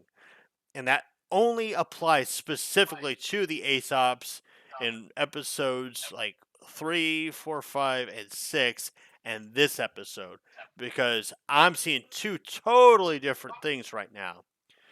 And the whole idea of like you don't question orders, you just obey them. Like any general, like even like in the military, unless like you're super secretive ops, like you're like special agents, your secret service or whatever. In that case, yeah, you're just coworkers. You just do the business and you get the job done. The Aesops feel like they're more of a, I don't know, like a hero squad essentially. Yeah, superhero team, A basically. superheroes, like yeah, like the Justice League, the Avengers, whatever. You're Oh no. Well, sorry, I don't mean to cut Go you off, ahead. but someone was a fat man described the Aesops or compared them to the Guardians of the Galaxy, or poorly written Guardians of the Galaxy. That is not inaccurate in any stretch of the imagination, but yeah, actually, yeah, that's a very accurate description of them. And like what Rooster Teeth, what the writers are telling me versus what they're showing me are two totally fucking different things. The Aesops are fucking friends, okay? They are friends. Don't tell me they're just professional. They just obey orders or whatever. Because here's the thing, even in the Spec Ops bullshit, when you get that blind mentality, that tells me that these people are incompetent. Not incompetent in the sense they can't do the job, but incompetent in the sense that they can't think for them fucking selves. So, in defense of the 4 Aesops that were present, when Ironwood's like, hey, arrest Team Ruby, they knew everything that was going on. They understood the order. They knew what the fuck to do. I am not faulting them for what they did. That entire scenario played out exactly as it should have. In the case of Clover, on the other fucking hand, Clover didn't have all the answers. He should have been asking questions. He should have been like, okay, we're going to get to Ironwood and figure out what's going on. Instead, he's just like, all right, Qrow, yeah, I got to arrest you, dude. It's like, you've been working with this guy for like, what, at least a month or two or whatever? And you're just getting up and arresting him, not questioning the fact that, like, this guy you've worked with for a month is suddenly under arrest. Are you not fucking questioning why that's a thing? Are you not questioning why Ironwood is ordering that? Oh no, you're just getting up and pulling out your cuffs and saying like, okay, Qrow, I gotta arrest you. Like, Clover, I'm glad you're dead because you're fucking stupid. You're a fucking retard. The writing behind your character was dumb. I'm not shitting on the voice actor. The voice actor did his job. He did it phenomenally. But the writing behind this character was so goddamn fucking stupid. Even RWBY fans were shitting on this bullshit. the writing behind that Tyrian Clover Qrow fight was fucking dumb as shit. You could have done it in a more creative, constructive, and efficient way and gotten the same damn result, but no, you did this bullshit. Tyrian and Qrow teaming together. Fuck out of here. Fuck that bullshit. Alright, I'm done. You know, the first thing that came to mind was Aesop's for Team RWBY from Volume 1 to 4, and 5 to some extent, is they just followed Osmond without questioning anything. Which they And- didn't. I mean, they looked up to It was Osmond volume like, oh, Osmond, he's a role model. Like, we look up to him as our Well, headmaster, yeah, blah, blah, but, blah. like- But they but you didn't could- blindly obey everything he fucking said without questioning well, it. They did. Honestly, like, Fuck, they wouldn't get like Well, volume 2. They like, fucking went They out had on no secret reason missions to behind his question him. back. Clover has a reason to question this decision because he's been working with Qrow Well- this entire time. well, yeah, but like, I'm not defending the writing here. I'm just more of talking about the fact that, like, yeah, I'm not saying Clover didn't have a reason to question him, and I think he had the same mentality of this, like, early RWBY is where it's like there's no quote unquote reason to question him, just follow orders or whatever. Well, Yes, he did have a they were reason young to, and but naive. I'm not saying he didn't. I'm just saying what was going on right there at the specific moment is just he did not even though he should have. I'm again not defending the writing. I'm just telling you what what was trying to be portrayed or whatever. You know, that whole That- just doing the job. That actually brings me back to like how Winter, like when she sees like that, Weiss is wanted, she immediately like, Weiss, what did you do? Like that pissed me off too because I'm like,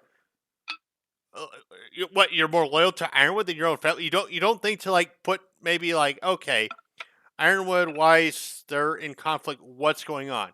Like fucking like even the most elite soldiers in like the real goddamn world, like the real fucking world.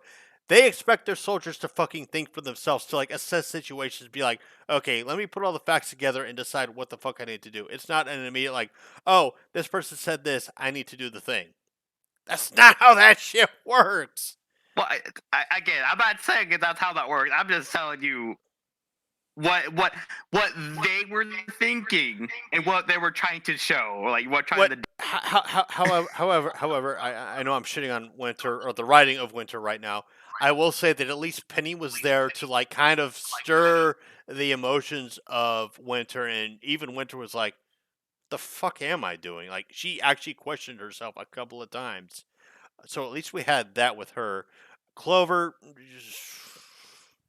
yeah, no, understandable. Clover was a fucking retard and he deserved to die. I'm fucking glad he's dead because he was fucking stupid. Well, I mean, fans got what they wanted. They wanted Qrow's sword to go inside of Clover. Get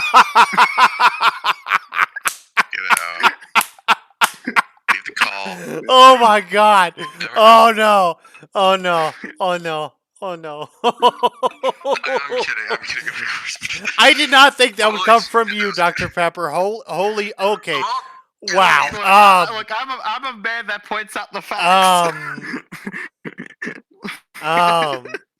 Man, there's you not only said something quotable, you put an asterisk next to it and said, "I'm only pointing out the facts." I'm only pointing out the facts. I'm pointing out what is being laid out right here. Right? It's just like What's being laid out is Clover's corpse, and and apparently his dignity because you said that fucking line. Yeah. Holy shit. Yeah, you guys do your thing. I'm gonna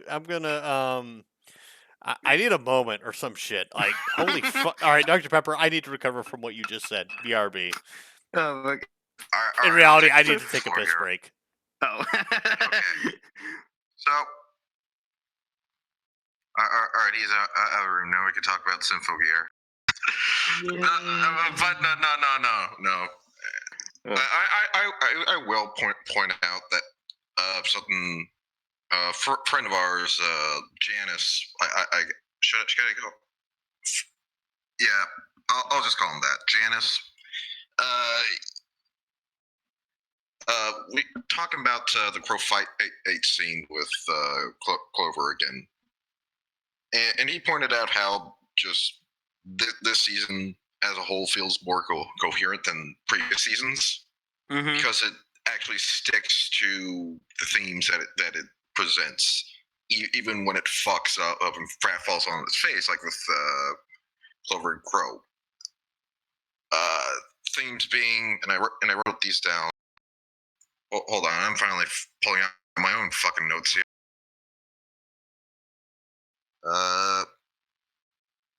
Let's see. Obeying orders versus doing what's right. There's that. I also would like to put hypocrisy. Truth will set you free. That kind of shit. But yeah. I kind of agree with that assessment. To a point. Themes are great to have, but when it breaks your story to an extent, like with Qrow Clover fight, where I mean they could have handled it in a different way while keeping to the theme. Absolutely. But like instead, Clover realizes where his loyalty stays, and instead abandons Ironwood and turns on Tyrian, or he lets Qrow go out and run, still kind of like with Winter, but I guess that'd be a repeat. But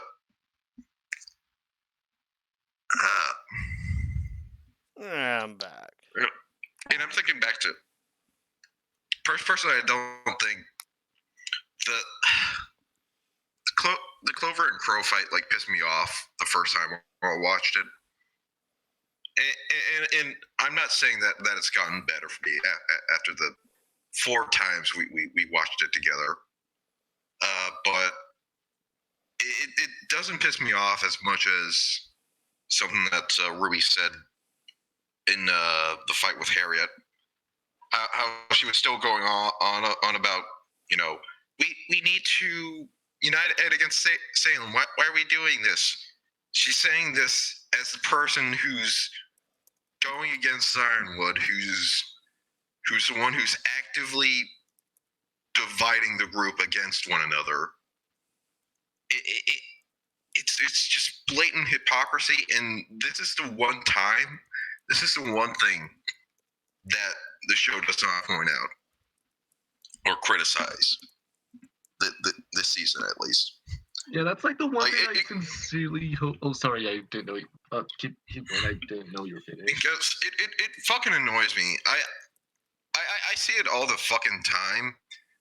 The people calling for fucking unity are oftentimes the ones that are fucking dividing the community by pushing their guys. If you want unity, you go with whoever else is trying to take the reins. You get behind him.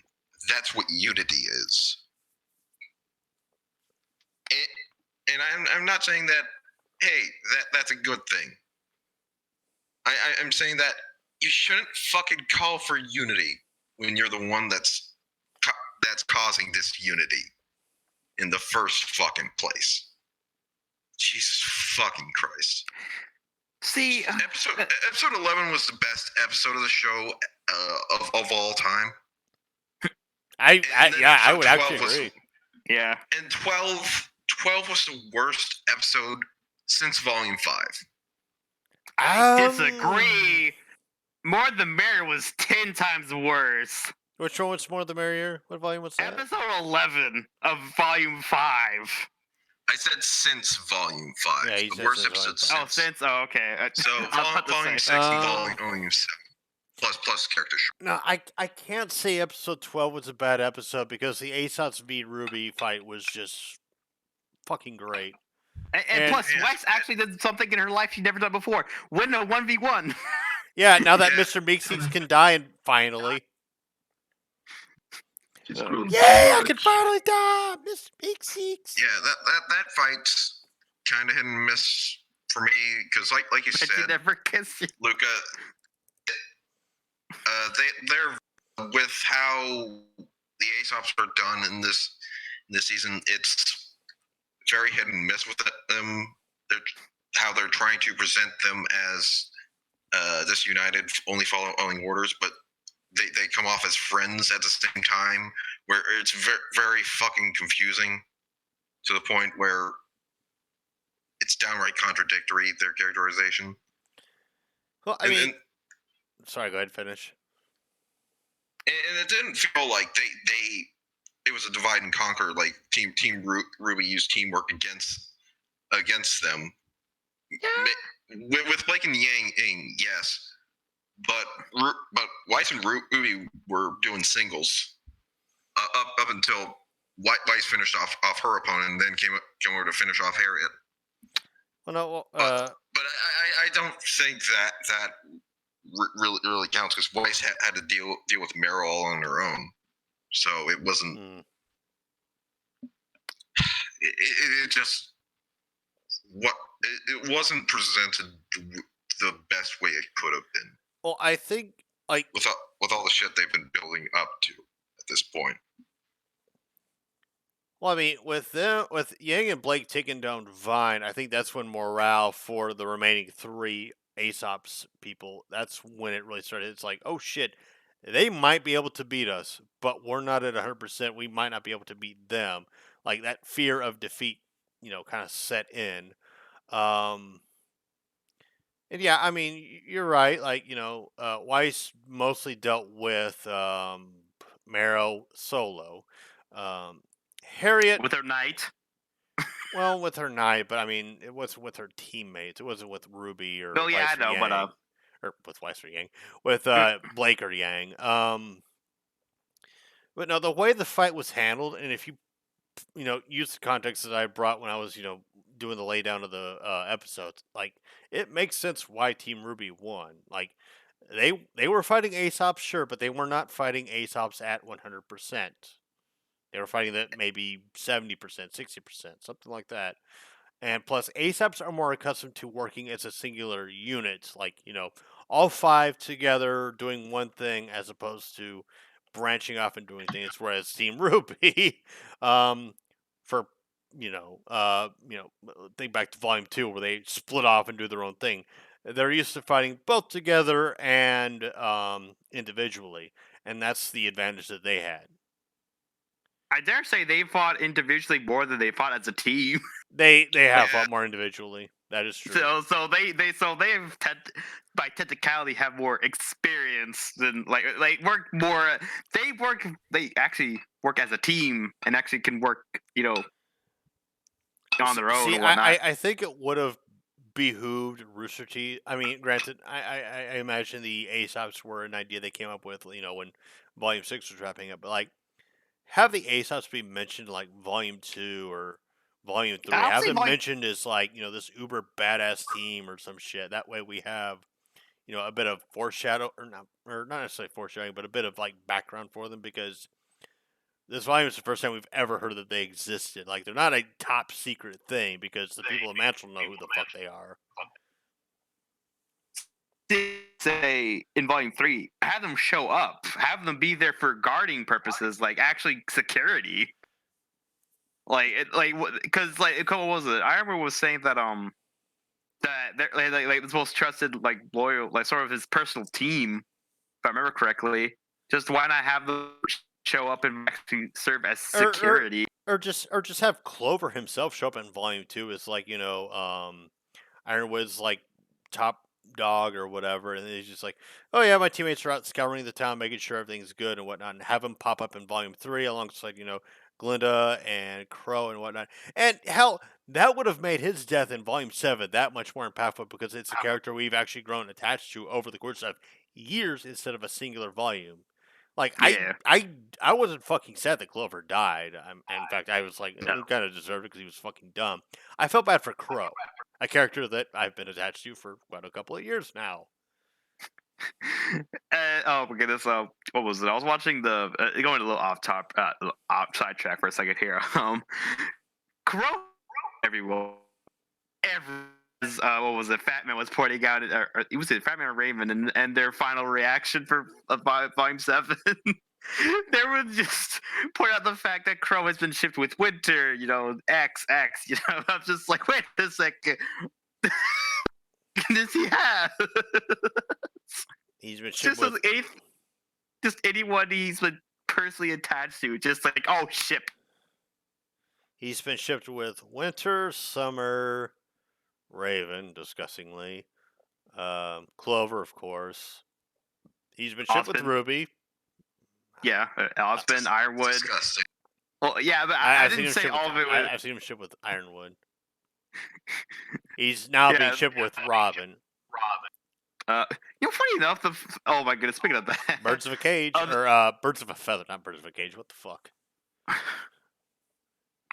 Oh yeah, after the episode 13 episode, I cracked ship for Winter and Robin for no reason. I was like, wait, what? Just like episode 13, just like, oh, we gotta ship these two now. Okay. Well, I mean, every character is shipped with every character. So... Well, yeah, but like I've only started seeing fan art of this particular ship. I was like, what? I've also got to point out that like the shipping community in RWBY is more rabid than any other community I've ever seen. Maybe rivaling My Hero Academia's shipping community, because that's a fucking hardcore shipping community too. Well, I'm sure it is, but it's just I would say RWBY is more. RWBY is much more rabid. No, I mean, yeah, but I meant more of LGBT. It's more gay than American Academia, because our main characters are 4 girls, and it's just been gay. Like, I'm just saying. I wouldn't call it but I don't think it's particularly like an aggressive community. No, it's more like a very it's a very vocal, very vocal. Well, I was gonna say very very autistic community, because the whole them coming off with so many fucking ship names, very detailed, like and they, like that's just a hardcore Rose, shipping community at that point. Like, because most other fandoms, of course, just do character X character. Not this one. This one makes it clever. Ladybug, Sunflower, all Flower Power, all that. But Flower Power is an actual card, man. Yeah, but speaking of like the ship names and stuff, been reading up a couple of fanfics. I swear. And you know how the fucking call out attacks RWBY did back in Volume 2. Fucking missed those for one. All the team attacks. Also, we were talking about discussing ships. It's a bit awkward when RWBY has to call out for a team up with her and Yang. Because it's a 50-50 chance whether or not the author is going to use Enabler as a tech name. See, I see, because White Rose is an attack name. I would honestly think their team attack name would be Fire Flower. So, because the way I imagine the team attack at least is Yang chucking RWBY like a fireball, and then boom. Yeah, that happens, and I think that's exactly what happens in what was it called? Lost Rose. Yeah. Oh, of course. I knew it. That, and the author let us know saying, yeah. I did not want RWBY to shout out Enabler right there. I mean, first of all, it's dumb, and also Fireflower makes way more sense. Then immediately after that, I pick up Henceforward, and guess what? They don't have the same principles, because RWBY yells out Enabler. Oh my goodness! Oh, speaking of that, actually, in the companion book, because I got it for Christmas, I'd actually list all the team attack names. I don't remember. Oh, I don't remember. I think Gangs and RWBY was on there. I don't remember what it was, but definitely it wrote out the obvious ones though, like Freezer Burn, Lady. I think it was Lady. I don't remember. I'll have to check it again. Because I actually did read that in two cities technically. One like long city and one quick setting to just look at it. That book is huge. Good grief. So oh goodness. Yeah, it's like I don't. Oh goodness. Correct me if I'm wrong. Has Yang and RWBY ever fought together? Besides like the one time, like the one scene in Volume 7 with the training montage, I don't think we've seen them fight together. Just them specifically. Yeah, I don't think they had a team up fight to say. I know that Yang's. God damn it! It's saying I couldn't get. Ryman, I suggest turn to push to talk. That way it's. I turned on the volume on you guys. I think I forgot to like turn the volume on you guys back down from like one of our last calls, so that's messing with it. But I think it's fixed now. Okay, cool. Anyways, you were saying Luca. Yeah, sorry. Yeah, the Yang's character short in Volume 5, the flashback short where they get attacked by Qrow. Wasn't exactly working together, but yeah, they were trading. Then Yang had to fight the thing 1-on-1. RWBY did nothing besides run away. So it's just I'm just waiting for the day for I don't know. I just really want to see them fight together. Like heck, it could be like a family brawl, like Yang RWBY versus Raven. That'd be kind of cool. It'd be like a second family in the brawl, like sort of the volume. What was it? Volume 3, chapter 3, or is it chapter 4? Yeah. Family. Yeah. So it's sort of like a sequel. I'm saying this in big air quotes to that. So it's sort of like that. Throwback would be a more accurate description. Come again? Throwback might be. Throwback. Yeah. Sorry. A throwback to that. All right, because I just really want to see Yang and RWBY because they're sisters. I assume they would probably like low key be the ones that would work to work together the best, or you know what I'm trying to say. But basically, they would know each other's fighting styles, and they would probably be the most experienced ones for like fighting together. I would assume. So I'm just surprised we only seen like the sort of basic ones, the ice flower and your bumblebees. All right, I don't think. Oh, I mean, so we sometimes see mixed of like we see monochrome with in volume 3. I don't. This is really weird. We don't really see different team members of RWBY like fight with each other per se. Just like the usuals, like you ones you would expect them to fight together. Like I understand they're partners and whatnot, but I would like to see like a little variety. You know what I'm saying? Like not just like Yang and Blake fight together. Maybe like as I said, like Yang and RWBY fight together. And also, you say extra thick, but she has no butt. Like her butt is flat as a pancake. Like in fact, what was it? It was a screenshot you had before. It was like her versus like she was walking up to RWBY. I don't remember what screenshot it was, but like she has a flat butt. Like is she thick in thigh but no butt. Thick in thigh but no butt. Okay, speaking about that kind of stuff. How about we talk about Punished Winter? Just, I wasn't the biggest fan of Winter. I didn't find her that. I don't want to say attractive because I feel like a sleazebag. Yeah, look, it's just not my type. And then she lets her hair down, and I'm like, yeah, absolute fucking 10. look. I think that's the reason why she got shipped with Robin. It's just like hair down. It's all over.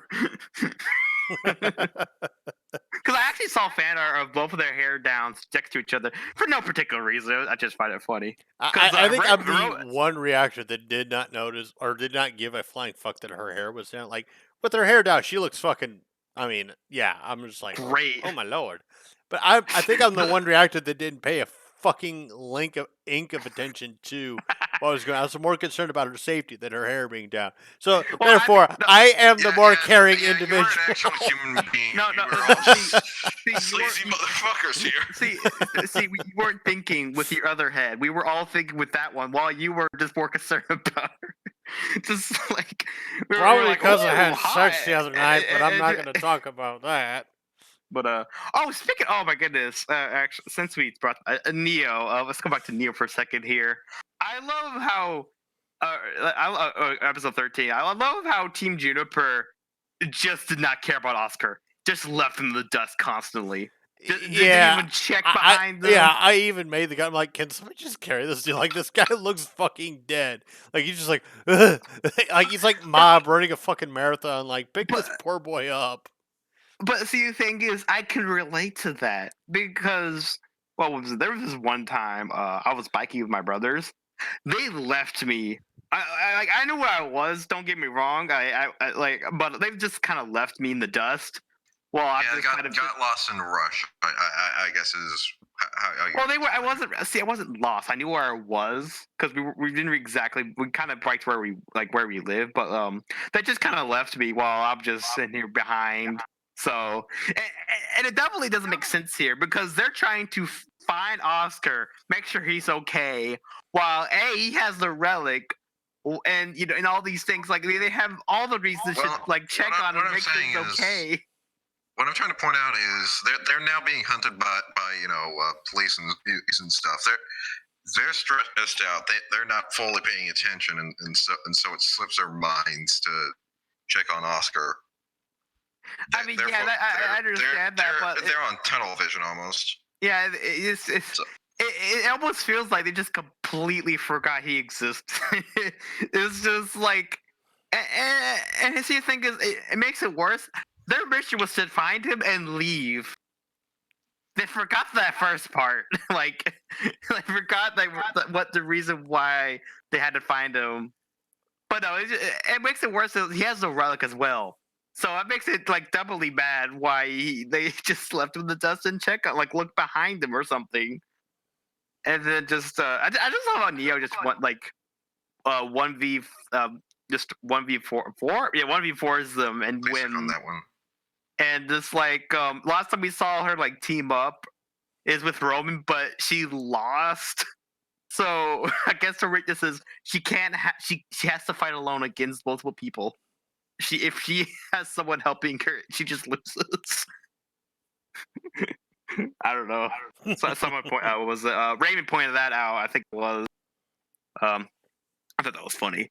And it's just like it's the reason why I just kind of brought it up because the whole thirsty, just like grabbing the legs and whatnot. I mean, that was relatively smart. Boy. Yeah.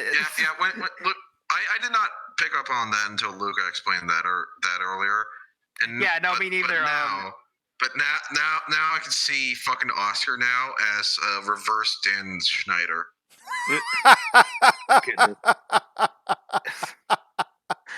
Man, this poor oh my goodness. I'm sorry, guys. But I know the name, but I have no clue. For context, he's this guy behind iCarly, Drake and Josh, and Victorious. A bunch of Nickelodeon shows. That makes so much sense. And he got fired.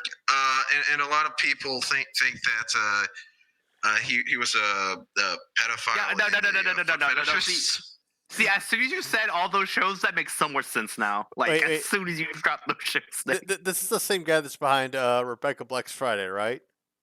No. Oh damn! Oh, is that? Oh my god! I'm thinking. Okay. I was totally thinking of somebody else then. Yeah, Friday is completely unrelated to like Nickelodeon. That's just some that's Rebecca Black weirdo. That's but that makes more sense why Victorious and iCarly crossed over then. Getting a little off topic there, but yeah, and it also makes more sense. Why are they constantly showing you their feet? Oh goodness, let's not go What there. the fuck? Anyways, Mega Fighter, is that you? Hi. oh yeah, Yeah. Mega Fire. Yeah, no, I think I now Shout out to Mega Fighter. understand him. Yeah, anyways, go back to I Oscar understand first. why he is.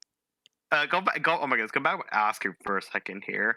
This poor boy has from episode 12, I think it is, or 11 or 11, 12 ish.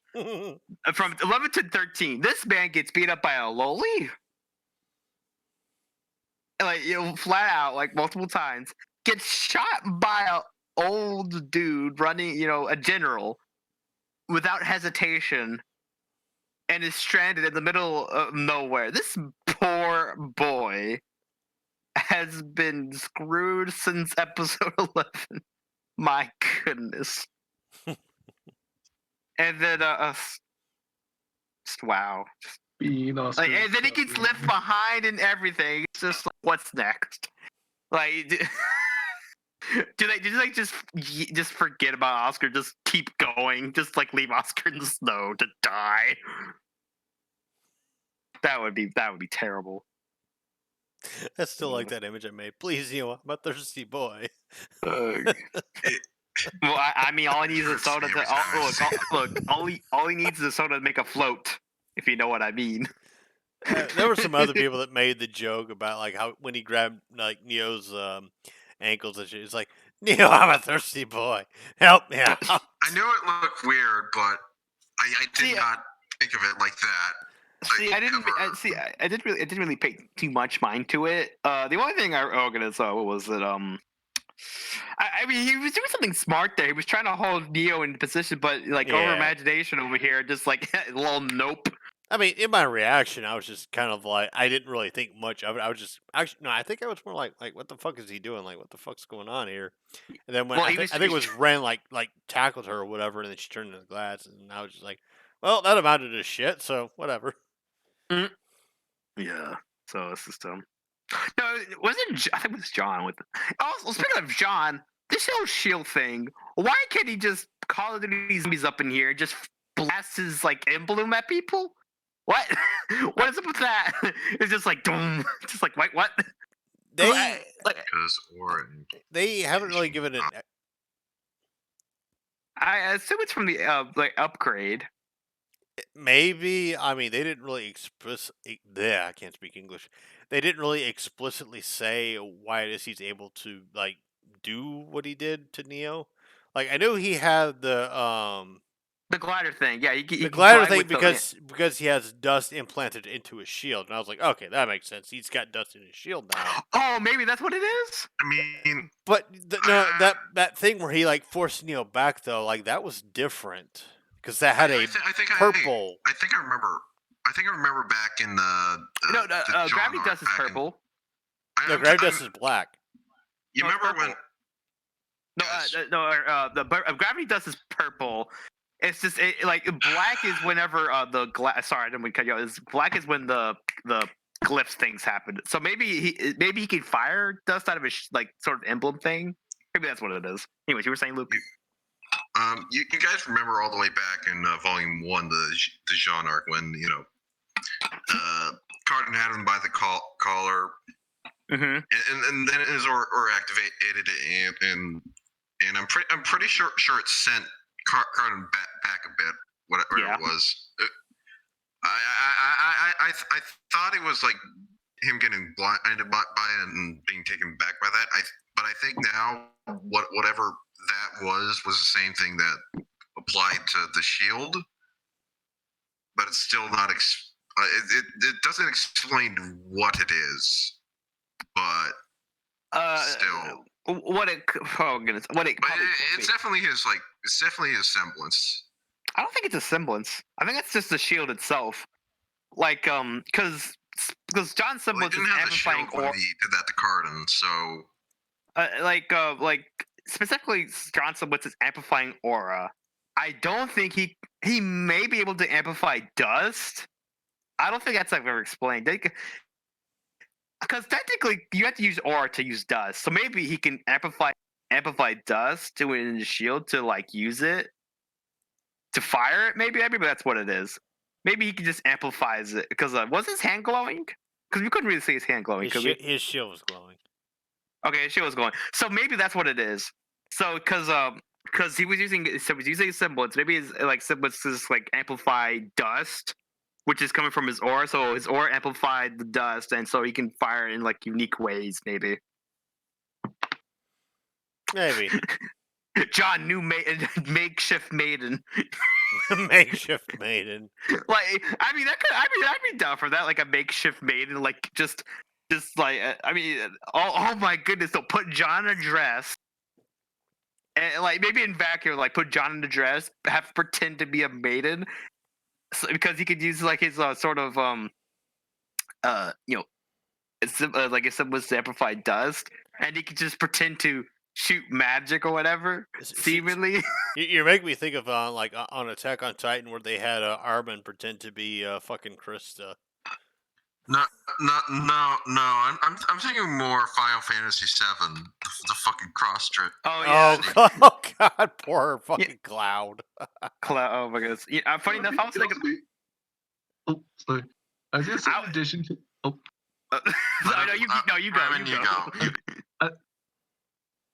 I was gonna say like in addition to that, being a callback to like Volume 1. Oh where, yeah. Like, some girls in trouble. Oh yeah. Make it double. Yeah, they entered the cave and then John James is like, some girls in trouble. That would, dude, he could totally pull that. Oh my goodness! He's when I was thinking of that, I was thinking of Luigi from Mario and Luigi, wherever Luigi had to dress up as Princess Peach in a dress. That's what I was thinking. Because that'd be kind of cool. I think that'd be a cool plot point, like a cool sort of like way to use a semblance. Maybe. Yeah, that'd be kind of cool. Huh? Since we're on the topic of John at this point, how about we talk about John in this volume? Because as much of a pain in the ass he's been in the earlier seasons, I'm not happy that they turned him into the comic relief guy. As much as you know, over serious as the show kind of took him back in the, especially like volume 5 and 4 and shit. But with volume 6 in the courtyard scene, the statue scene, I think is better. I think that him still being a serious character is an okay thing to do.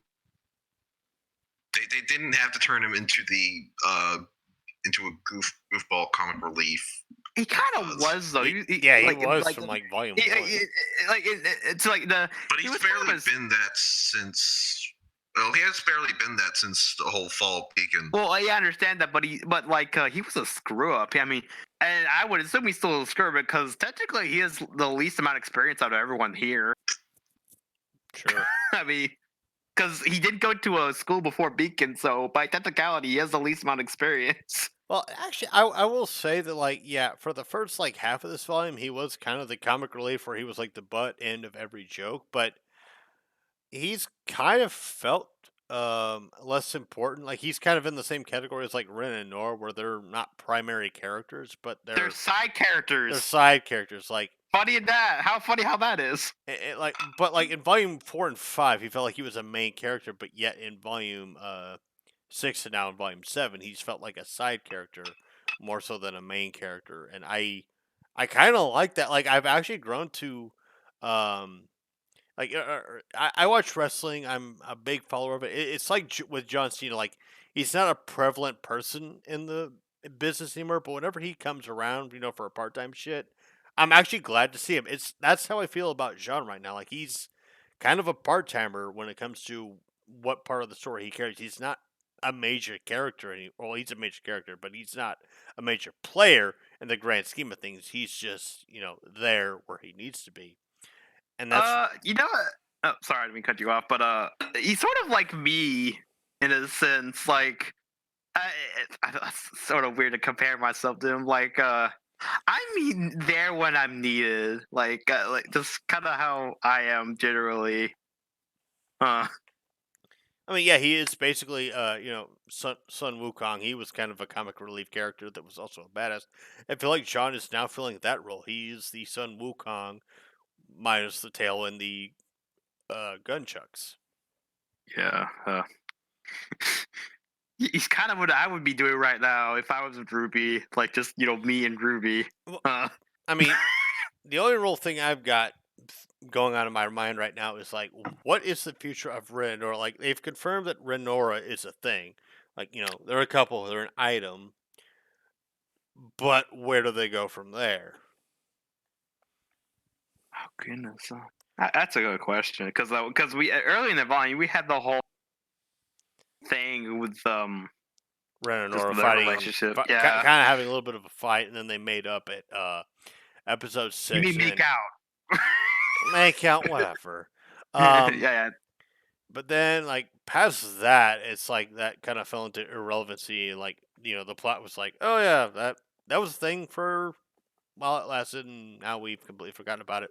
Well, up until I think it was episode 9, where they, like, held hands for a little bit. But, I mean, they did that in fucking episode, what was it, 12 of volume 4? I don't know. Yeah, last episode of volume 12 because they hold their hands on the ship. Yeah. Yeah, oh goodness. Yeah, it's kind of weird. Like Juniper actually went back to being a side team for once. I mean, yeah, I yeah, I unofficially call them Team Orange because I consider Oscar to be their like head leader right now. But yeah, I mean, I don't know. it's funny how we all yelled at John for being like a ship main character in like what was it, volume 4, especially in like volume 5, and then we're just kind of like, he's there now. We're all good. Well, I mean, he didn't piss me off this volume. Like Clover pissed me off. Robin pissed me off. Um, who else pissed me off this volume? Let's see, Clover, Robin. Actually, I think it might just be Clover and Robin. Those are the only two that pissed me off this volume. Everybody else acted within character and did what they needed to, and I didn't really. Speaking of, I guess speaking of in character, I don't know. I don't know any better way to get into this, but I feel like we should talk about the villains generally, just Watts, Tyrian, and all of them. I think this season we've had the best roster of villains or antagonists in this entire fucking series. Yeah, like we've this has been the best duo since Roman and Neo, honestly. Actually, let me segue that into one of my Q&A things I want to do is, what was your favorite villain this arc? Hold on, let me find. Actually, I got 2 Q&As for you guys. Is who was your favorite villain? Then I'll announce the other one after we answer this. So, Dr. Pepper, who was your favorite villain? Honestly, it's a tie between Tyrian. There's no like Tyrian and Watts are great. Like I feel like I can't really rank them as my favorite. They're just my favorite. Like because my complaint, since I want to say volume, like my complaint with the villains is like they just done nothing to the main character. They've done nothing to like threatening or anything. Like they just did nothing, because that was my problem at the beginning of the show. Honestly, that's the reason why I didn't like Roman torturing at first. It's just like he just did nothing. He just didn't. It just didn't really feel threatening or like didn't do anything specifically to the main character. Series. Like that's the reason why I like Cinder and like Adam, because they actually physically did something. They physically did something to the like they hurt them or something, you know. But like I can't really say I have a like I can't really say just Bronson Tyrian. That's all I could say. All right. How about you, Luke? I wish I could say Jacques, but episode 9 kind of neutered him to an extent. Jacques would. I'd give it to Watts, but I want to talk about Jacques first. Jacques, he's an asshole, but he's an asshole who has points. And compared to Cinder, who has no motivation that we know of, no backstory at all. Hazel, who has the stupidest and most hypocritical backstory of all, and Godorvin, who's just a fucking cartoon. Jacques at least feels like a human being. He feels like a character who actually is not just in the camp of villains just to be an evil douchebag. He's in it because antagonist, I would say. Like, not really a villain. He's more of an antagonist. Like, he's not really with the characters. He wasn't out for blood. He was just out for selfish gain. Yeah, and a bit of survival because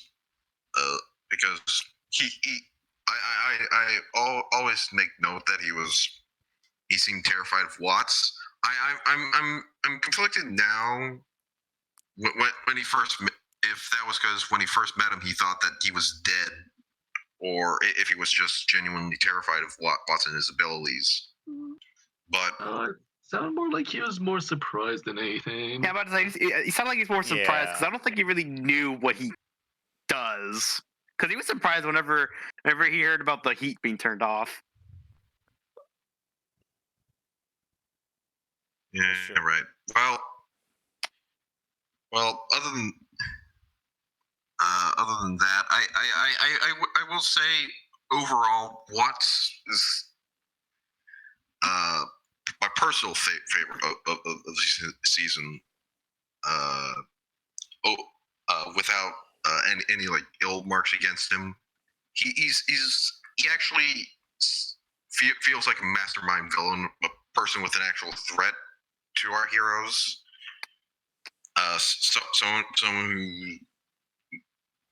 Someone who fuck, I can't think of wait what I'm thinking of right now.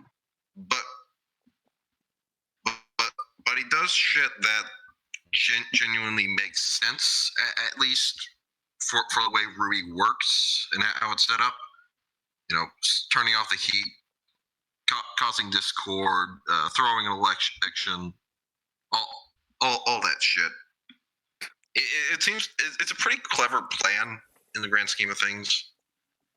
It's not a very complicated one. But it makes sense. Unlike Volume 3's master plan, which has so many question marks around it that I cannot even begin. But and then you have his fight with Ironwood, which by and far is the best of this season. I mean, there were a lot of great fights this season, and that's like the one thing about episode 12 that I have to give it. That all the fight scenes were fantastic, despite how stupidly written they may be. Mm-hmm. But by and far, he was the most fun antagonist, to say the least. I enjoyed his presence on screen. He's what happens when you pack a punch Roman. Like, that you get Watts. Yeah, I remember earlier when I forgot if it was Raymond or if it was Fat Man who said that Roman was divided into Tyrian and Watts, and that they weren't of equal stature to him. But now it's like Watts is actually better than Roman because he actually does shit. But I wish I was a more eloquent speaker, so that I don't know where the fuck to go from here. I mean, I think you're done. I think I'm done here for now. All right, Ryman, who was your favorite villain? Tyrian, no contest. Like purely on the basis that he was somehow the smartest person in the fight that he was in. Yeah, he was the. I wasn't a fan of Tyrian this whole season. But episode 12 turned me on to him. not in that way, but in that fight, he was the best part of it because he was the only one who acted both in character and with a sense of logic to them, based upon his character, as opposed to all three of his other combatants. True.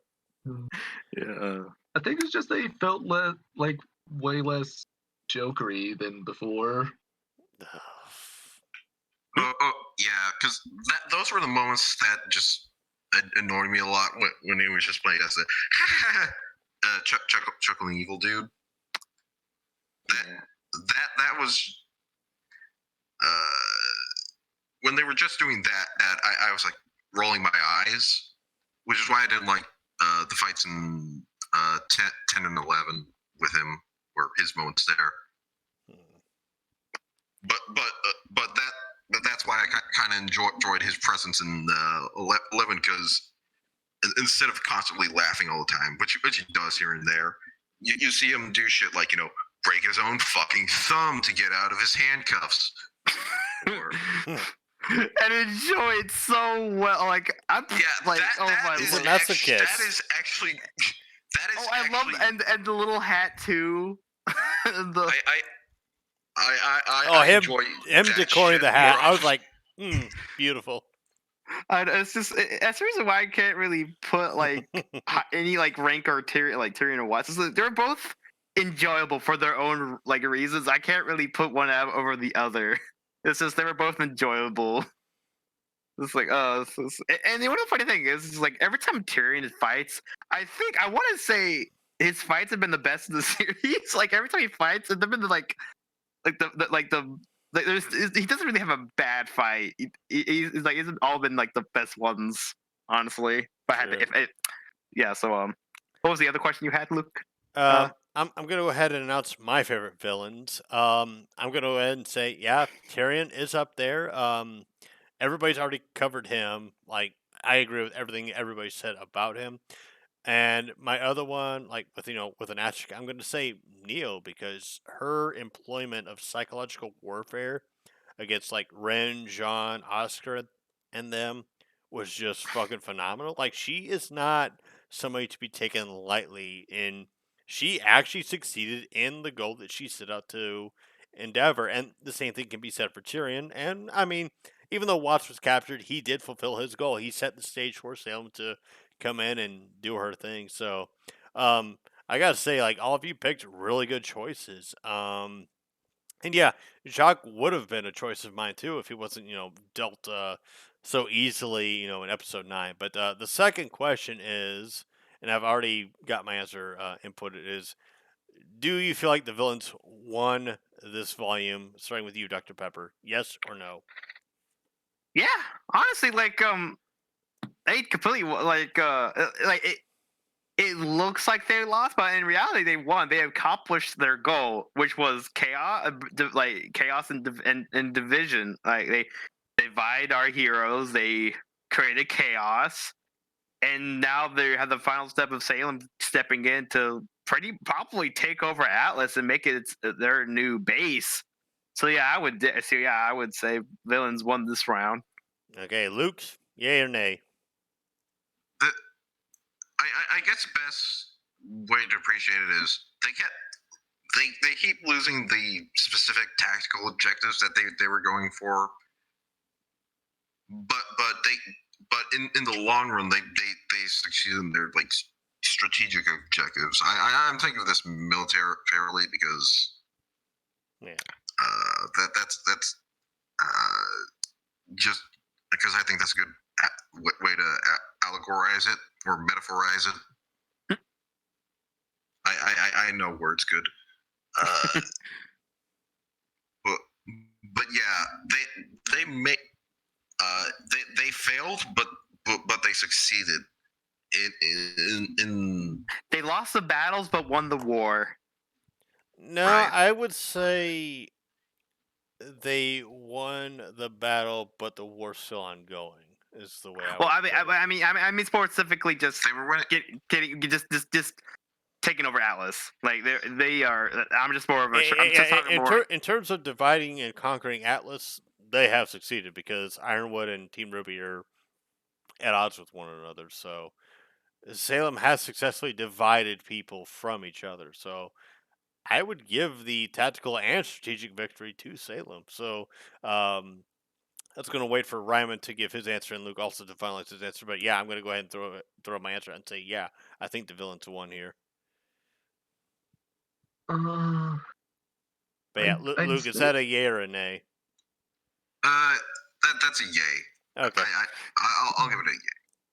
All right, Ryman? I think I'm actually gonna go for technically nay. All right.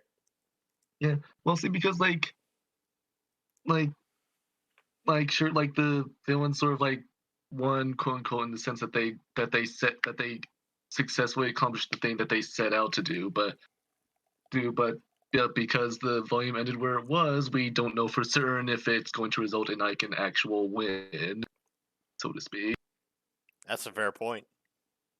Yeah, that's a fair point. But they also technically lost. Is like Ruby's running with the keys to the vault. Well, here's the thing. Like, if I was to be like true and genuine, if like as to like who lost more, who gained what, like, so Salem's company they gained a relic. Ironwood's company has a relic. Ruby's company has a maiden. There's a lot of trade-offs going on here. So technically, it is a mid-battle kind of thing. Like we're in the middle of like, a total war situation. So the winner hasn't technically been decided.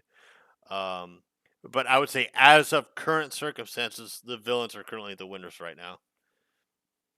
Yeah.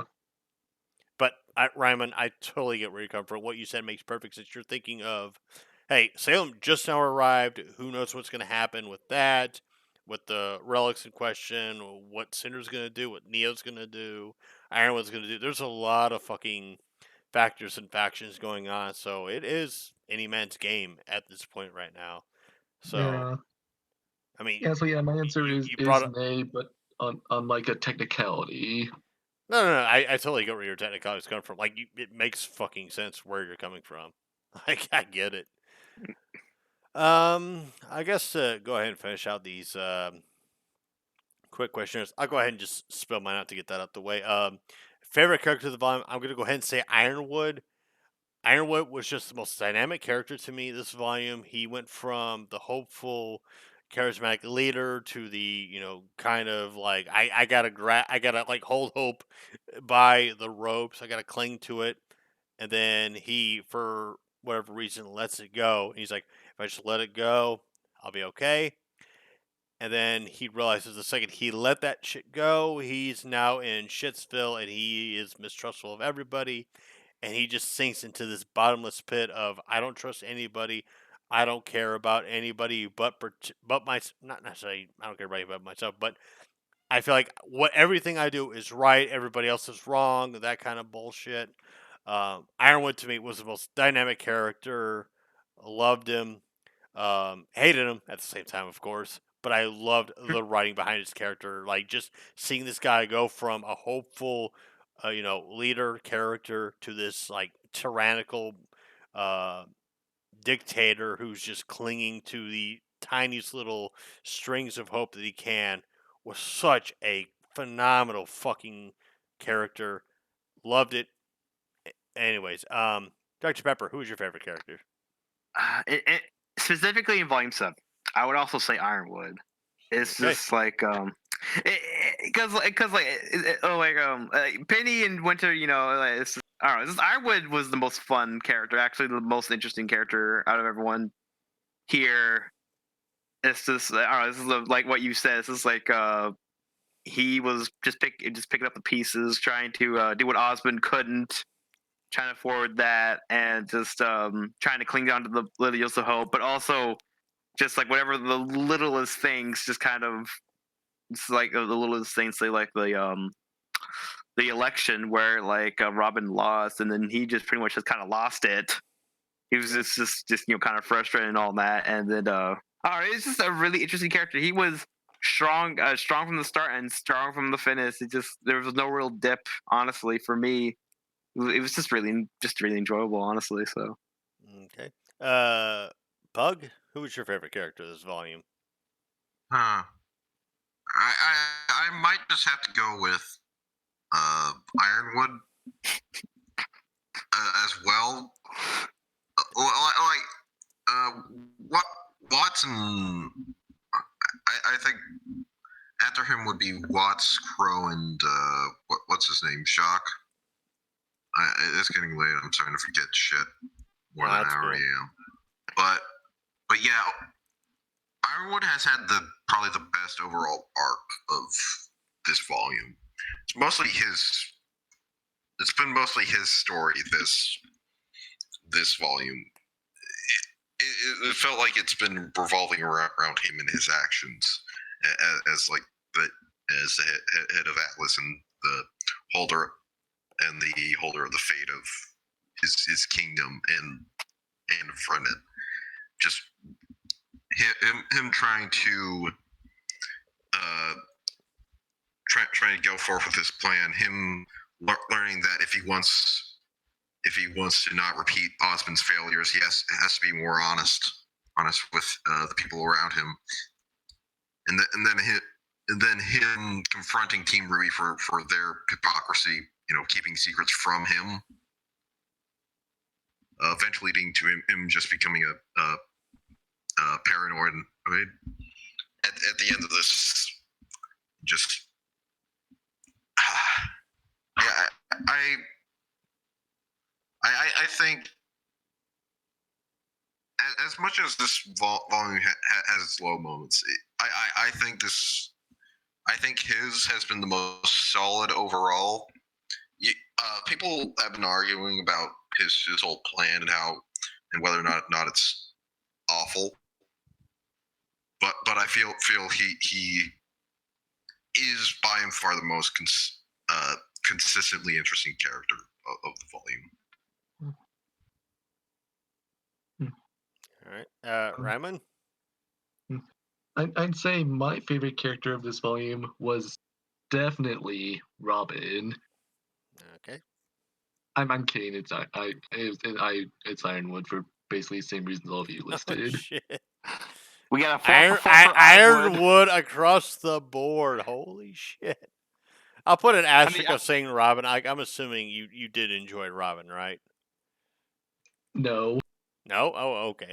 Fuck Robin. All right, Ironwood across the board it is. Yeah, that makes sense because for they're August, the fans are making like little Oscars for RWBY Volume 7. I think Ironwood's winning in the favorite character category or whatever it was. Actually, yeah. In the there was a straw poll I made, and Ironwood was killing everybody in terms of like, hey, which was the character that most stood out to you, or something like that.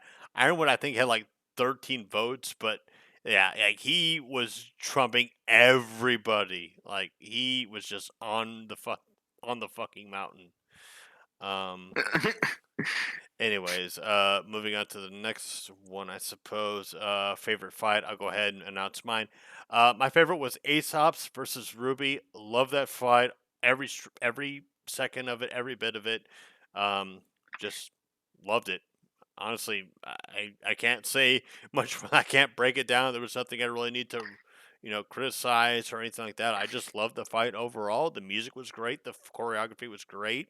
And the fight was awesome, and I loved the drama behind it. So, Dr. Pepper, what was your favorite fight of Volume 7? It has to be Tyrian. Watson Ironwood. It's just like I don't know. It's just I was in fangirly mode. It's just first of all, the singer, I'm familiar with their work. They're great Caleb singer. Hyles. Caleb Hyles. I'm familiar with their work, and it's just it's fantastic. So it's just great just hearing him, and I also just want to listen to that full song, and I just love the little gravity thing because I don't know, I was just taken back to Sonic Adventure 2 Battle, whenever it was like the next to last Sonic level you played, where you had to jump from shape to shape with it like in space to like sort of gravitate to sort of different blocks. and it just reminded me of that, and I also just really love the pistol too, because and also I just love everything about that fight. It was so great. It was just the most unique fight in RWBY I think I've ever seen. It was sort of on par to some extent, like Winter and like versus Qrow in Volume 3. Sort of how it was like a fighting in sort of a unique area to some extent. Like Yeah. I don't think we like not like a Mook fight. I'm talking more of just a one-on-one fight specifically. I just really enjoyed that fight. It was just I also really enjoyed the Clover, Tyrian, and Qrow fight in episode 12. That's a close second for me. So Yeah, yeah. The Watts Ironwood fight, like I was like skeptical, like they're making they're making Watts a fighter, but they made him a fighter in a way that fits his character, and I loved it. Like he's technological, cunning, all that other bullshit, and I liked it. It was basically brains versus bronze. Loved it. It was definitely a runner up for my favorite fight, but yeah, just ASOS versus Ruby was my favorite fight. Anyways, Luke, Pug, what's your favorite fight of this volume? I have to go with the crowd and say the Watts v Ironwood. All right. Partly due to the fact that they are literally the two best characters of this entire volume. Partly due to the fact that, again, brains versus brawn. That whole the whole dynamics of the fight were fantastic. No, I won't disagree with that. And also, actually, I'll leave it there. I thought I had something else to say, but I didn't. Fuck. Okay. All right. In that case, Ryman, what was your favorite fight? I'm gonna make it a 3-pointer and go with Ironwood and Watts as well. Damn. Watts and Ironwood getting all the love tonight. they're great characters. They're They also are. great fighters. No, you're not wrong. They were great characters. They were especially great this volume. Again, it was a runner up for me. Anyway, sorry. If you want to like elaborate on your choice, go ahead. Not really. The Pepper and Pug basically said the basically everything that I was gonna say about it. Okay. Let's see. Okay. Yeah. The next one on the list is favorite episode. Mine, episode 11. Don't really need to say why. I just loved every fucking second of that episode. Dr. Pepper, what was your favorite episode? I'm also gonna go with 11. like it's just a great. What you did is you literally just got diamonds. Just put them all together. And you got a freaking star. Just like there's not a second of that episode I can complain about. I loved all of it. I'm assuming you're done because like. Yeah, no, there was nothing needs this. We're gushing over this episode. Luke, what was your favorite episode? Again, 11. I'm guessing Raymond, episode 11. Yep. Okay, Luke, all right. Luke, you were going to say something.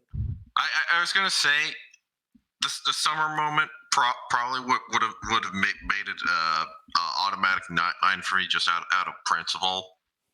But yeah, despite how stupid it is, that kind of shit tickles my feathers in the right. Tickle my feathers in the perfect.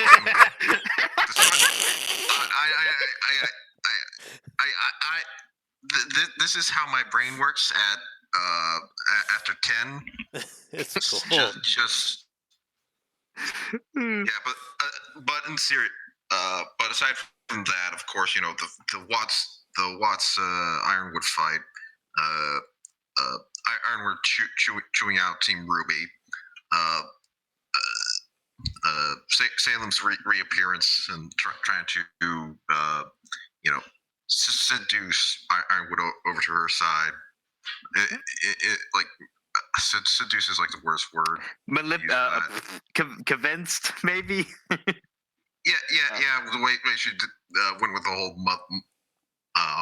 soft motherly approach. That was fucking incredible.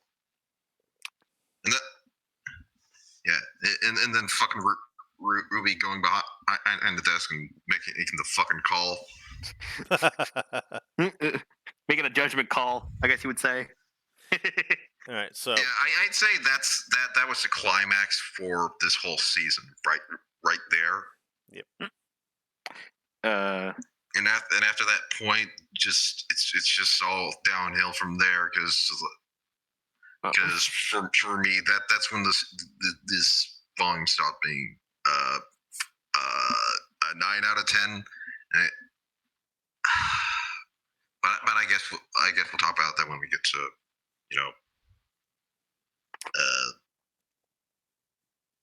I'll leave it there for now. Okay. Fuck it.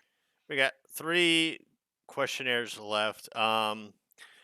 Least favorite character, I'm going to go ahead and say off the bat, and it's pretty fucking obvious as to which character it is. I hated Clover. Fuck him. He sucks ass. He's a worthless character. Fuck him. Fuck the writing behind him. Just fuck Clover. Dr. Pepper, your least favorite character of this volume. Cinder.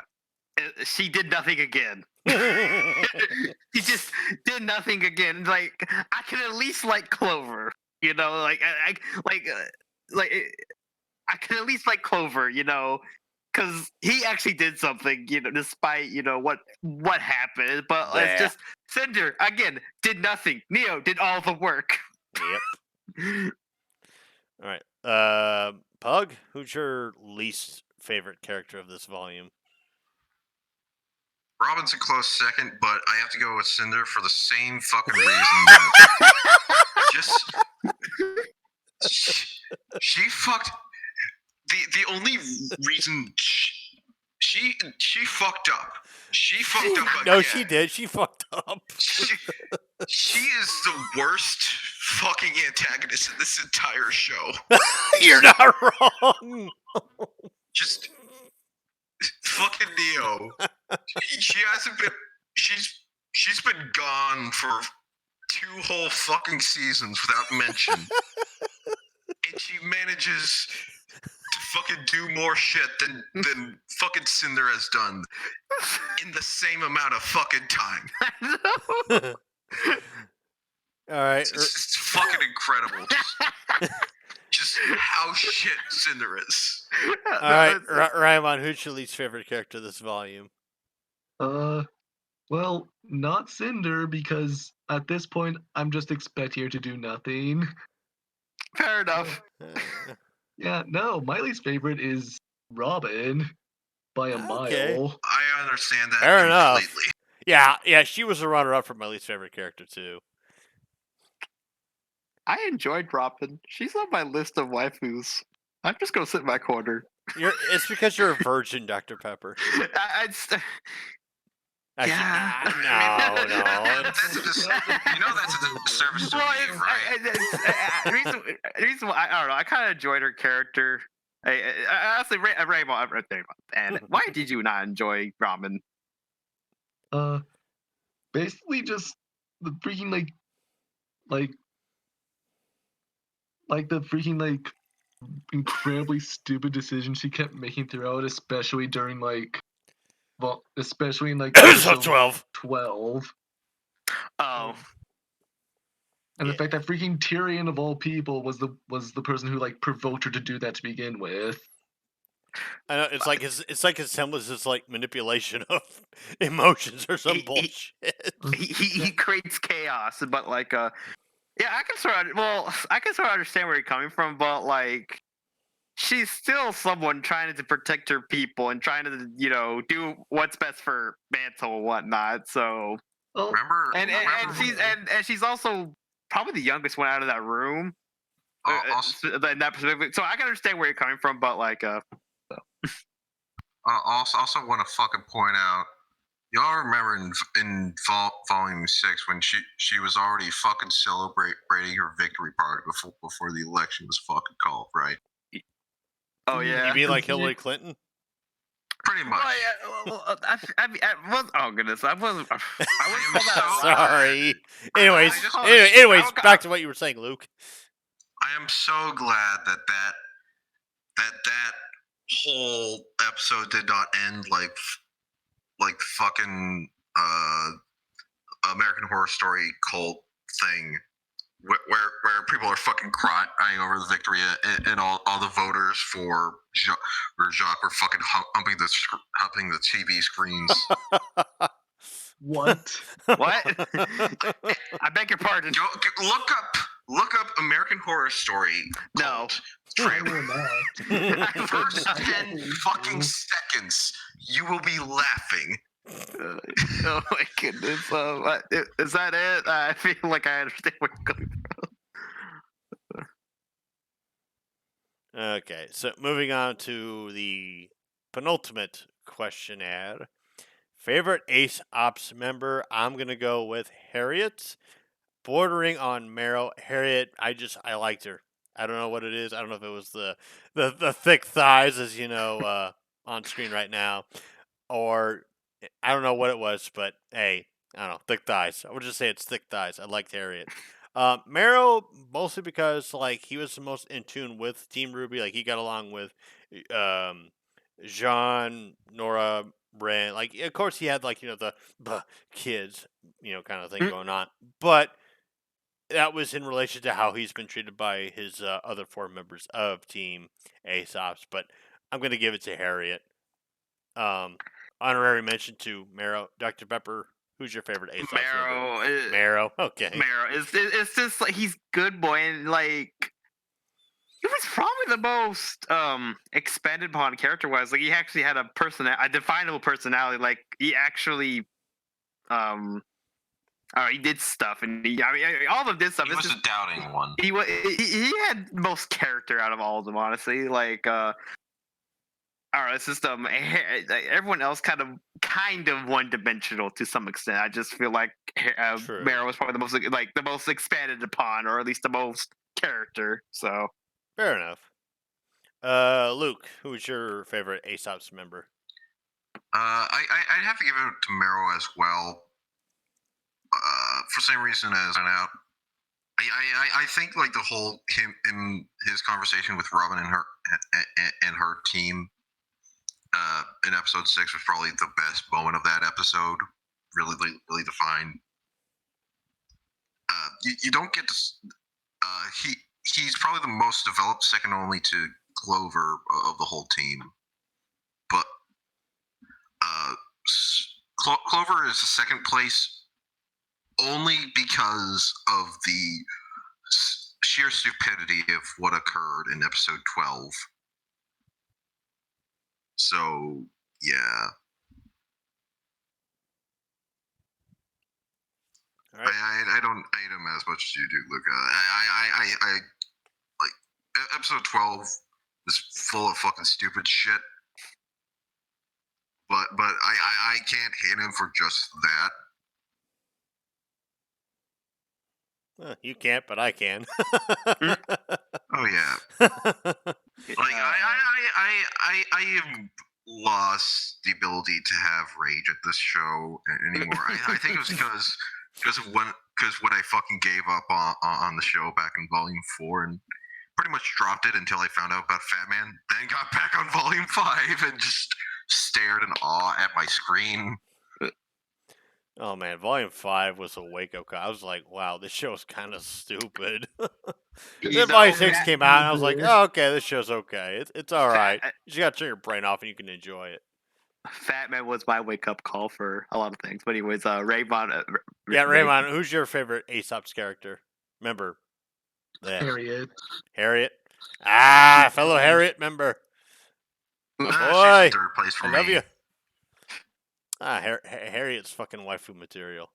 All right, last question. Fair enough. Actually, Raymond, did you Raymond? Raymond, did you want to elaborate on your choice at all? Before we move I on? did.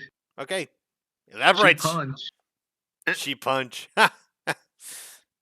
Is that it? Yes. Okay. All right. Just wanted to give you a fair chance to elaborate on your choice. Anywho, last question. Least favorite Aesops member? I think mine's pretty fucking obvious. Clover. Dr. Pepper, your least favorite Aesops member? Mine. Okay. Like, it's just fine. It's just, what is he? what? Like I could sort of like, what is he? Well, he's the vines to Elm's roots. I guess I don't know. I didn't care about it. I couldn't even remember his name during the volume. I keep on getting their names mixed up.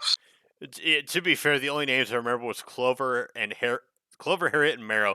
Vine and Elm. It took me a while to remember their names.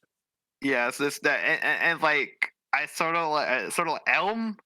I sort of like her because she at least stood out ish. She Sure. actually stood out. It's funny you say that because her and I name is know- Elm.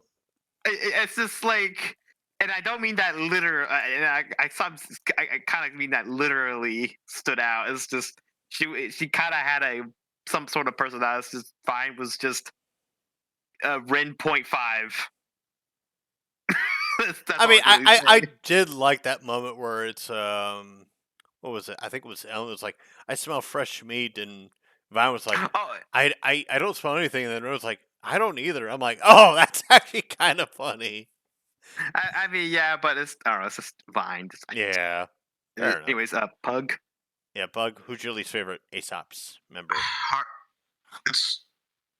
am gonna have to put it to a tie between Elm and Vine because one I can't I can't remember which character was named who. Elm was the uber muscular. I know. Oh, okay. Elm's a muscular one. I could tell from this fucking conversation. Vine, Elm at least as basic as Elm's personality was, at least she had a presence compared to Vine. She was like Diet Nora. Yeah. I would say Diet Ren. He also didn't use his weapon at all. They were Diet Nora and Ren, essentially. And I just... And honestly, I just cannot care for Ren and Nora, like, at all anymore. So yeah, Diet Ren and Nora is like half not care. Yeah, and he also didn't use his weapon at all. He only used his semblance, but Did he even have a weapon? Yeah, he had one, but it was always strapped to his back because he never used it. Was it the handcuffs or whatever? No, it was the circle thingy on his back. This like a Beyblade. I think. I'm with Ryman. I'm like, did he even have a fucking weapon? Because yeah, in fact, Murderer Birds pointed this out. I was like, where did we go to see his weapon? But anyways, are you done, Pug? But he never used his weapon. No, he didn't. Yeah, I'm done. I'll give it to Ryman or Luca or whoever. All right, Raymond, who's your least favorite Aesop's member? Vine. Okay. Like I just like with everyone else, I could like get a semblance of like personality for him, but for him, I was like literally who. Pretty much. It's sad that the mute girl was the most had more personality than this. Just what is he? Like from what I'm seeing right now, it's like Harriet and Mare are like everybody loves them. Vine and Elm, it's like I don't know. I mean, they're okay, I guess. Not my favorite. And then I'm the only one that disliked Clover, but also nobody liked Clover. So I'm like, how the fuck does everybody feel about Clover? But yeah, that's all I got for the questionnaire bullshit. Actually, I do have a question myself. What was y'all's favorite moment from this volume? I'm gonna have to say the Okay. honestly the Weichny hug. I have a bias. I gotta stick with my guns. But a close second would be Qrow and RWBY talk about summer. But yeah, I'd have to say, as much of a meme it is, the fucking your mama moment was my personal favorite. mostly because my interest in summer at this point. Because hey, that sounds like something that could be interesting, and could make Ruby an interesting protagonist more so than Yeah. I don't. Anyways, Luke. But yeah, as pointed out, yeah, I personally love that moment, despite the fact that your mama joke essentially taken serious. Hmm. Um, I don't think I have a favorite scene actually. Yeah, that's fair. Is it because there's too many to pick from, or is there just nothing that stands out to you personally? Nothing really stands out.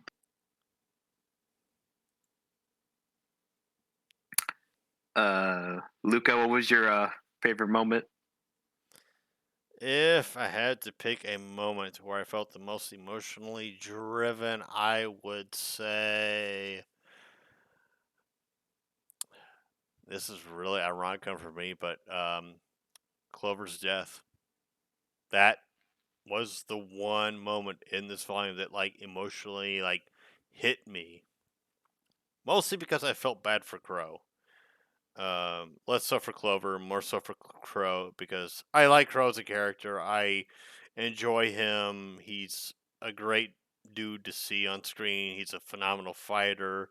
I like to see him like get the happy moments, but let me lay down a little bit of things. Like in Volume 3, he loses Ozpin and the Beacon Academy and whatnot. In Volume 4, he almost loses his niece. In Volume 5, he loses a trusted friend. In Volume 6, he loses Ozpin's trust. In Volume 7, he loses Clover, his new best friend. Essentially, like the dude just doesn't get a fucking break. So yeah, I'm gonna go with Clover's death. Yeah, now you're making me think. I think the reason why I'm so fond of Clover is more because of how he interacts with Qrow more so than Clover himself. Yeah. It's more or having to do with his impact on Qrow rather than the character himself. So Oh yeah, I mean that's always been. I believe that's what the writers were going for. Is you feeling bad for Qrow, and just him feeling like shit, and just being like, oh my god, I got close to somebody. We had a budding relationship, and this guy was a good luck charm, and I still lose him. Yeah, you still feel bad for the guy, and I'm not gonna lie. In my reaction, it took all the goddamn resolve to not bawl my eyes out seeing that shit, which I did actually bawl my eyes out a second watch. Like, I do my reaction, record that shit, and then I rewatch the episode to see if there's anything I missed. I cry like a fucking like a little fucking baby watching it a second time, even though I thought everything that led up to that moment was fucking bullshit and stupid as fuck. I still was like, damn it, that's so sad because I love Qrow. I'm sad for Qrow. Like he just lost his best buddy. I mean, And, like and, my man and loses. fitting, it's like Robin and comforting Qrow as we're talking about this shit. Yeah, I just It's, felt so bad. Anyway, sorry, Dr. Pepper, you were saying. it's funny. He loses everything. He loses his voice, literally. Loses his voice actor. Loses everything. Just, my man loses everything. He loses like Summer. well, first he loses his team, then he loses Summer, and then he fucking loses Osmond and Beacon. Then he almost loses Ruby, and you forgot to mention almost loses his own fucking life. So, my man then loses everything. Then, Damn. I'm sorry, I just had to put that in there. No. Oh my god, that's I think we need to sad. wrap up. Yeah, we've been going on for like almost 3 hours. Yeah, I want to wrap this up. Any final thoughts from any of you? this is my favorite volume, honestly, overall. Like 6 is a close second, but volume 7's just been overall better experience for me personally. Okay, Luke. Yeah, I'd have to say the same. This is the best season of RWBY. The only caveats I have to that are the last 2 episodes, which take it down down to a 9 out of 10 for me, at least in comparison to the rest of the show. It's the best season, but it's still a 9 out of 10. If that makes sense. Okay, Ryman.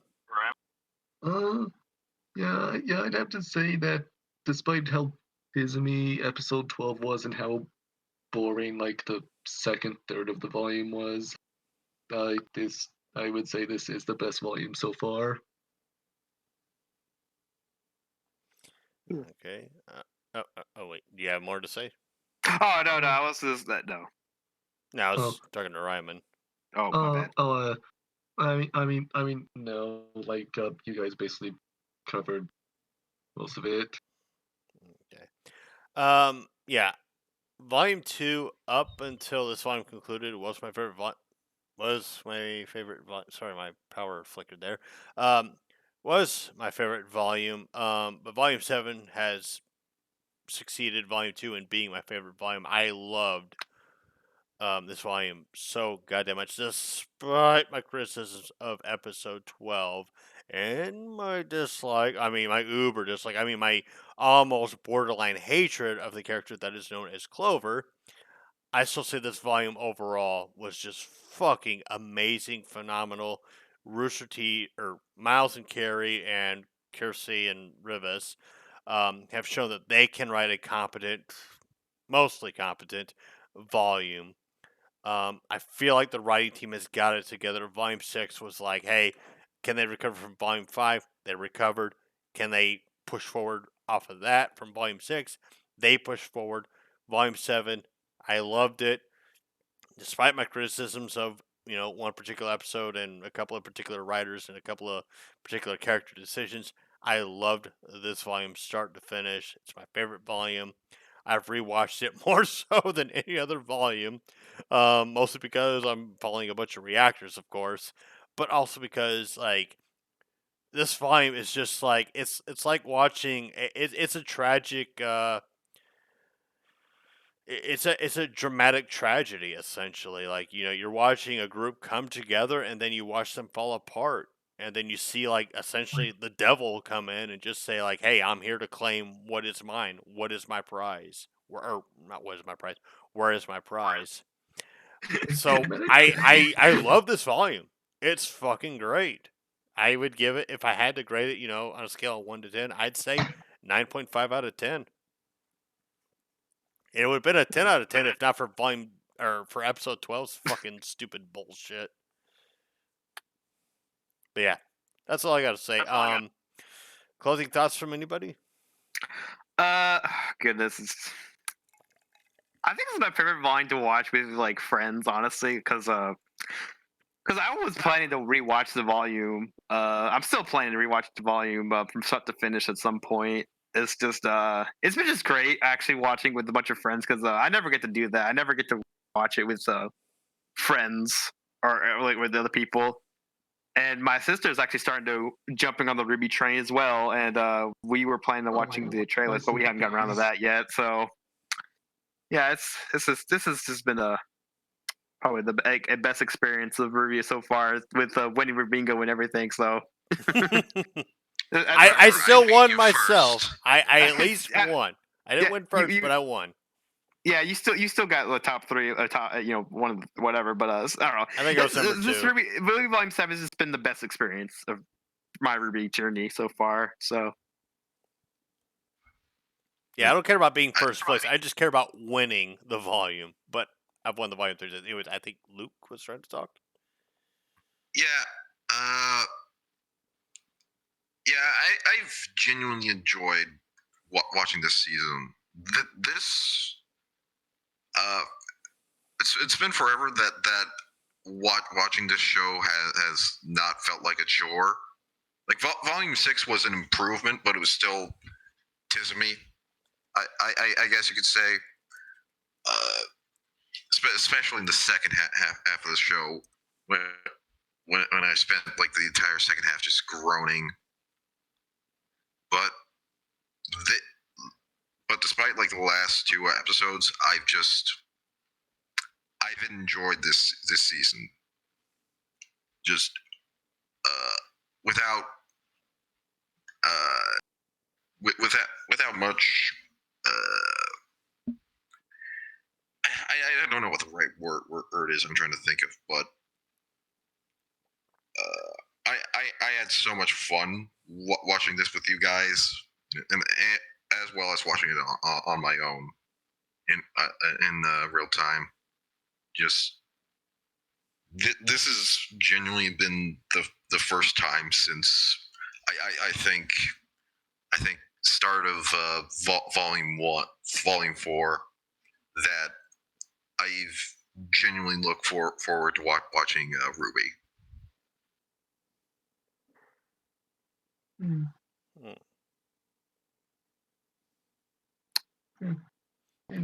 How about you, Ryman? Huh? Any closing thoughts? I guess. I guess not much other than I also enjoyed this, even though I joined fairly late to the party. And this is probably the first time I've done a proper group watch over something like Discord. Hey, Yeah. you're always welcome, dude. Yeah, Absolutely. And I'm to say I am also fairly excited for the next show we're gonna be group watching, hopefully, since I'll probably have way more to talk about with that. Yeah, I'm gonna go ahead and make that. Well, actually, I can explain that once we're done recording. But yeah, if that's all everybody has to say, I'm gonna go ahead and cut the recording off. I've been Luca Blight. This has been RWBY Volume 7, Episodes 9 through 13, review discussion between me and some buddies of mine. You know, you got your shekel. Oh, I know. Dr. Pepper has his shekels that I'm gonna share in my description. You know, check his channel out. He does some stuff on YouTube. Give him some love. Same. Look at me. Or the Pug. Do you have a YouTube channel? Oh yeah, the YouTube channel I don't upload to. Okay. Almost forgot to hit the button. Okay. But yeah. But yeah, I do have I am working on a fan fiction right now. I am as well. Okay. It's gonna be a while till I update it, but first 2 chapters are up, so I guess you could float. Okay, yeah, just DM me links and then I'll post them in the description. Also, I want to say my channel has now hit 1 million views. Thank you, everybody who watches me for whatever fucking reason. Whether you're bored, all your other, like, you know, the main people you subscribe to who have, like, you know, their content, you've already watched the content, you're like, oh yeah, I'm subscribed to Luke. Let's see what the fuck he's up to. Hey, I appreciate the views and whatnot. My subscribers has, you know, gone up 100 since last year of November. Like, I'm gaining shit, and I'm really fucking happy about that. And my cat apparently is now demanding attention, despite the fact that she has clean litter box, food, and water. But that's neither here nor there. Anyways, 1 million views. Hopefully, I make it to 1 million subscribers. Fat chance. But hey, thank you guys for joining me. I've enjoyed this discussion. I've enjoyed talking about RWBY. And I'll see you out for whatever anime, show, whatever. I mean, just whatever we've decided to discuss next, be it anime, gaming, whatever. I will see you gents later, and I will see all of you who are watching this video later. And thank you if you have watched all the way to this point and, you know, endured our meticulous back and forth over our favorite characters, least favorite characters, what we love about RWBY, and what we dislike about RWBY. I'm Luca Blight. This has been Pug, Dr. Pepper, and Ryman. And I'm Luca. See you all later.